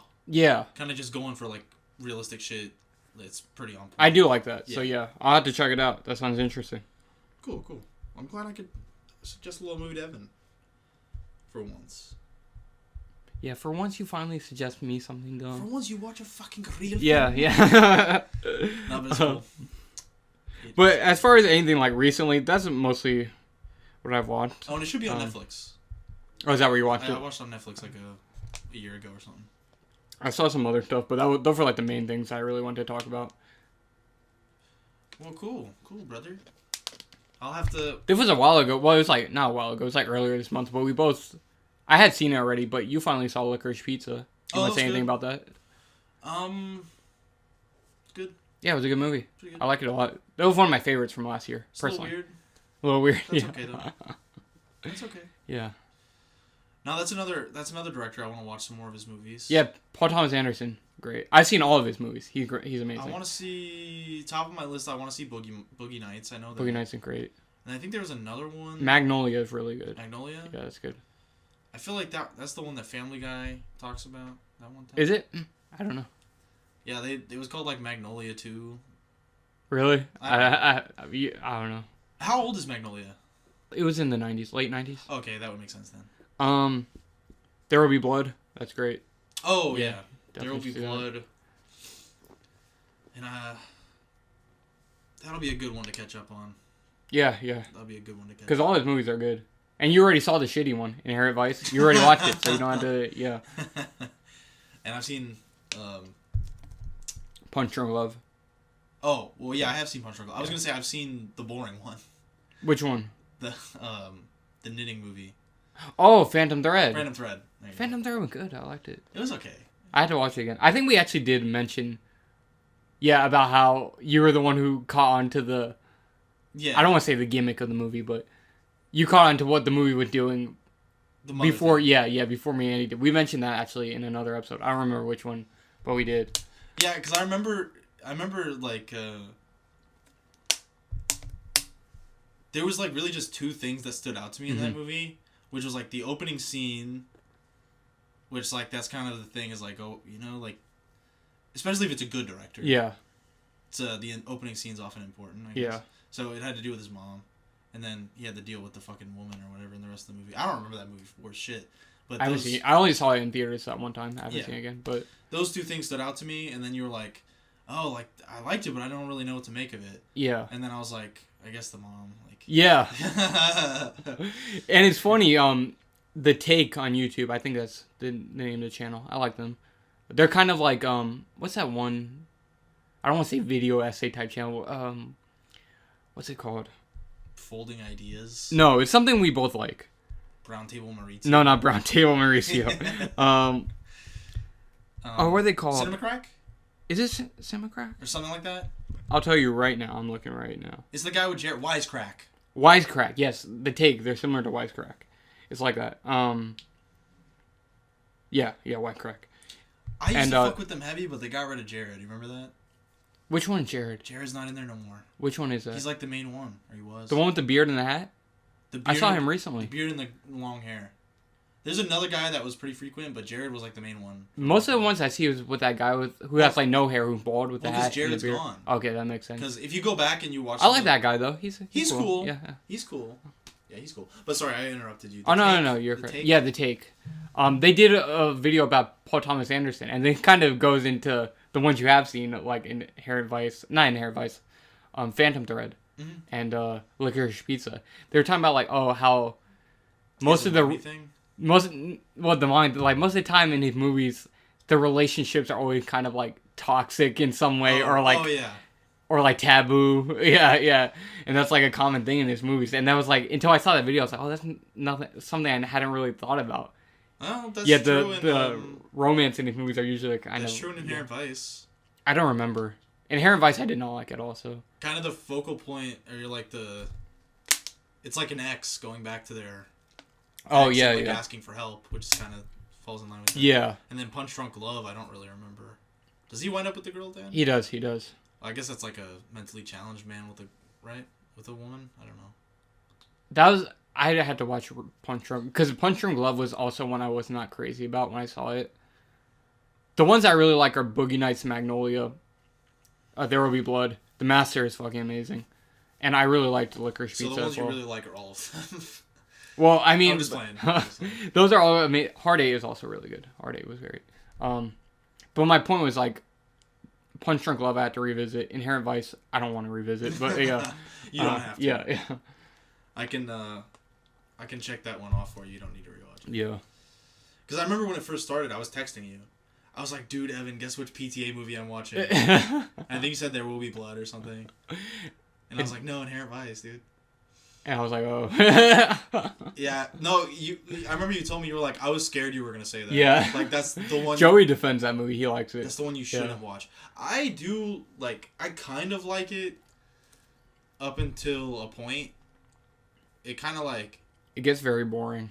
I like the style, and I like the characters, and then it kind of, like, just teeters off. Yeah. And it kind of, like, loses focus. Yeah, I don't plan on revisiting it. I don't blame you, yeah. RNS Inherent Vice coming soon. Coming real soon. It's like a fun little world to live in. Yeah. But it kind of, it falls off for me. Well, yeah, that's about everything I have on my list, Dylan. Is there anything else you're dying to talk about? Anything I'm dying and hurting to talk about? Mm-hmm. No, it was fun to just shoot the shit, to talk about some filmographies, talk about some movies we want to talk about some drama. Should we talk about something crazy? Something nutty. In my personal life. Because we did talk about this. Oh, sure. Oh, I'm getting a tattoo. Oh, crap. Yeah, that's nothing crazy, but... I mean, crazy for me, but for most of you, you're probably like, yeah, who cares? That's a normal thing. Who gives a shit? Well, so you're locked in. Yeah, I'm locked in. You have the date? Yeah, April 24th. If April 24th. I wanted to get a tattoo there also, would I have to make an appointment? I think so, because they book. Should I? If you want it. How much do they go? Or you won't know until you get there? Well, I know how much it is. I'd rather not say it on mic, though. But, Can you tell me, like, off mic? Yeah, or, like, yeah. Can you, like, turn it off? Oh, yeah. Yeah, I might get something. What would you get? I'll have to think about it. Something cool? Something epic? Something epic? Perhaps. I hope so. No, but so as you may know, I do have a Superman tattoo. And I may or may not have a second tattoo. And I want to avoid pop culture shit. That's what I was kind of going for. Yeah. Yeah. Because you saw what it is. I'm not going to reveal it. I'll talk about it after I get it. Oh, but, yeah. You saw it. It's like pop culture-ish, but it's not directly... It's not a brand. You know what I mean? Yeah. It's just kind of a design. Yeah. Yeah, I don't know. Evan. What should I get? I don't know. Give me... No, really, deadass right now. I know... I'll pick that up, I promise. Fucking missed. He missed the trash can. I want you to pitch 3 tattoos for me to get, and I want you to take it completely seriously and tell me what I should get. That's hard to say. Get a scorpion and a frog. Okay. There you go. So give me 3. That's 1. No, a scorpion and a frog. What's the third one then? No, I'm joking. That's one. Mario and Luigi. No, it can't be. It can't be pop culture stuff. You can't look around my room for ideas this time. I know. I'm trying to think. Like, I don't know. What would Dylan like? I was thinking about doing something, but like some kind of cartoony female. You like that? Maybe. Yeah, I'm not saying you like that. But there's something about that I don't like. I don't know if I want someone's, like, face on my body, if that makes sense. That makes sense. Even if it's, like, a cartoon or something, like, I don't know if it's just weird to me. Yeah. Get RNS tatted. Maybe. Yeah. That'd be badass. No, but if we both did that, I would do it. Like, in the future. If you, like, got RNS tatted, I would do the same thing. That would be badass. But I'd do it, like, on my ass cheek or something. I'm thinking about it. The only thing is... It can't be like, oh yeah, I'm doing it like next week. No, like in the future after I save a little money after the tattoo. I mean, it would be cheap anyways. I'm just gonna. I'll get on my ass. The only thing it's like Bender or like it's like Fry. Yeah. You know what I'm talking about? No, but I'm saying yeah. I agree. In Futurama, like the secrets to time travel are like embedded in a tattoo on Fry's ass. Oh really? It's like Bender's face. What I was thinking with Tenacious D. Oh. Now they have it on their ass cheek. Yeah, Tenacious D. Yeah. If you do that though, yeah, I'll get do it. No, the only thing about it is I don't know how I feel about the Star Wars font. I don't know. I wasn't even thinking about doing it in the Star Wars font necessarily. What were you gonna do? Just like random RNS written in letters. Huh. I would want like a logo, which we don't really have. Yeah. Like we kind of, you know. Maybe if we get one in the future. Then we can do it. That's yeah. If we did have like a solid logo that I was really happy with, I would get it. Like I would get it next week or whenever we're going. Yeah. or 24th or something. Yeah. Dylan's coming with me. Yeah, whether I get a tattoo or not, I'm gonna go with him. But I think I'm gonna look at getting one. Oh, yeah. But I'm gonna have to get something small. But my number one idea that I have is I have a design for a logo for my little comic book. Mm-hmm. It's like relatively simple, so I think I could get it fairly cheap and get it kind of small somewhere. And obviously, that's not like an IP. It's from my brain, right? From your brain. Yeah. So it's a cool logo for my cool comic book that I'm. Yeah, that would be cool. Making. That would be cool. Yeah. That would be cool. I remember you mentioned that before. Yeah. Yeah, that would be cool.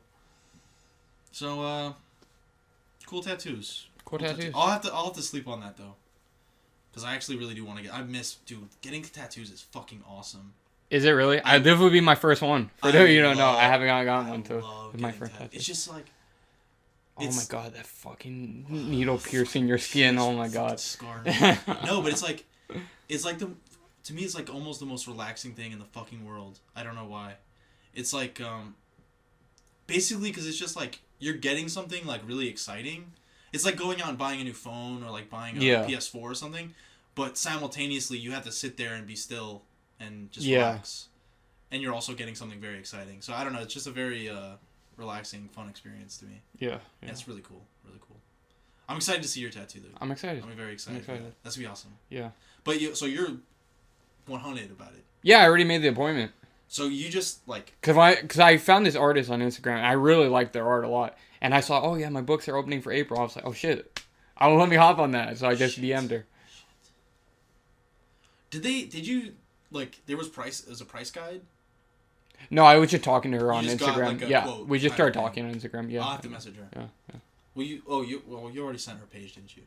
Yeah, but she has another page where she was taking the DMs. Will you send it or she has her email. Yeah. Uh-huh. Okay, I would love to talk to her. Yeah, her art looks pretty sick. Yeah, I like it a lot. Looks pretty sick. So... I don't know how long it'll take, but maybe she'll do mine, then maybe be able to do yours. I don't know. Yours will probably take a nice little minute. Yeah, so I don't know. I don't really care. Oh. You sure care. Well, I'm saying I'm joking. I'm saying however long you take. No, I'm joking. So I'm curious too. Are you gonna get like shading, or just line art? What do you mean? Like you said, you don't want it colored. Oh yeah, it does have shading though. But you're gonna get the shading. Yes. Okay. Yeah. Interesting. Yeah. Interesting. I'm excited. Me too. That's badass. No, because I'm also like, it's very interesting to me too, because there was a point where you were like, oh dude, I'm gonna get a tattoo, and that, or like, not you're going to, but you're like, oh man, like it would be fun. Like, yeah. I'm thinking about getting one, and you were sending me stuff you might get, and then you just completely 180, and you were like, no, fuck it, like no. You were like, clean cut. I'm just going clean cut forever. And then out of nowhere, you're like, hey, I have an appointment, Dylan. At an event, and you were like, dude, you want to come? I have an appointment. I was like, oh shit. So you kind of just flipped around. So I was just sorry, I didn't mean to do that on you. No, it's cool. I'm happy. I'm really happy. It's gonna be fun. It's gonna be really fun. So you're getting it on your arm? Yeah. I thought about doing the rib cage, but I was like, oh fuck it, first time, let you do it. Play it safe on the arm. Yeah, man. Yeah. I have yet to get it. I got 2 in like pretty just meaty. Yeah. Like muscle kind of spots. Getting it on bone, as I understand. Third time's the charm? No, because I like I said, like, it's very relaxing. It does not hurt, dude. Yeah. Like, it seriously doesn't hurt. And I remember, too, when I started getting it, my wonderful Uncle Jim, God bless you, Jim. I love he held your hand. No, before I went to go get my tattoo, he was like, well, just remember, like, Jim had tattoos, right? Yeah, he does. Yeah, okay. Yeah. So does Terry. Yeah, okay. My aunt and uncle. But they, he was like, oh, just remember, like, when they start doing it, like, you can tell them to stop if you don't like it. And I was like, dude, like, I'm in. Like, I'm already, like, I'm in. Like, yeah, I'm not worried about the pain at all. Usually that's not something that phases me. I'm telling you, like, I genuinely like it. And I'm not even, like, one of those masochist people. Yeah, I'm really not. I'm not. No, I get what you mean. It's like, it's almost like an ASMR type shit. Kinda. Yeah. I get you. Yeah. It's very relaxing. Yeah. And plus, like I said, like the mix of like doing something very exciting, plus just having to sit there, guys just like doing art. Yeah. On the thing, It's fucking badass. Yeah, I'm excited. Yeah, love it. But I imagine it wouldn't be as relaxing if it was on Bone. So yeah, for real. Yeah, I'm not trying to really do that either. Yeah. But yeah, that's I think that about wraps it up. We got some fun stories in today, Evan. We did. Did you have anything to mention off the end of the episode? Subscribe and like. Subscribe and like, and please. Again, we would love to hear suggestions. Yes, for please. movies you would like to hear covered, or even for me if you have a director's filmography in mind that maybe I should check out. I want a marathon of filmography soon. I might do the Safdie brothers. I might do PTA. We'll see. And if you have any life advice for me, please leave it in the comments. If you have any tattoo suggestions for me, I will get every single one. Yeah. I will get every single one that is commented on this video. We'll finally get comments. When they hear this, they're like, okay, we'll finally get some comments. If you comment it, I will get it tattooed. I'll give you a time limit. You have until May 1st. Jesus Christ. Anything commented May 1st, tell Dylan, get this tattoo, I'm getting it. Well, Andy might hop on that. That's a bad idea. Okay. One comment per customer. Okay, well, thank you, RNS listeners, as always. Evan, one more thing. Mm-hmm. What would you rate this episode out of 3 stars? 3. I'll give it 3 stars as well. Yeah, everything RNS is a 3 out of 3, 10 out of 10. I love this freaking episode, buddy. I love RNS podcast. Me too. Thank you all again, and don't forget to love your neighbor. Don't forget to call your grandma. I think Jesus said that. He did. Yeah, love your neighbor. And call your grandma. He probably said that too. Yeah, call your grandma. Make your family dinner. Did Jesus have a grandma?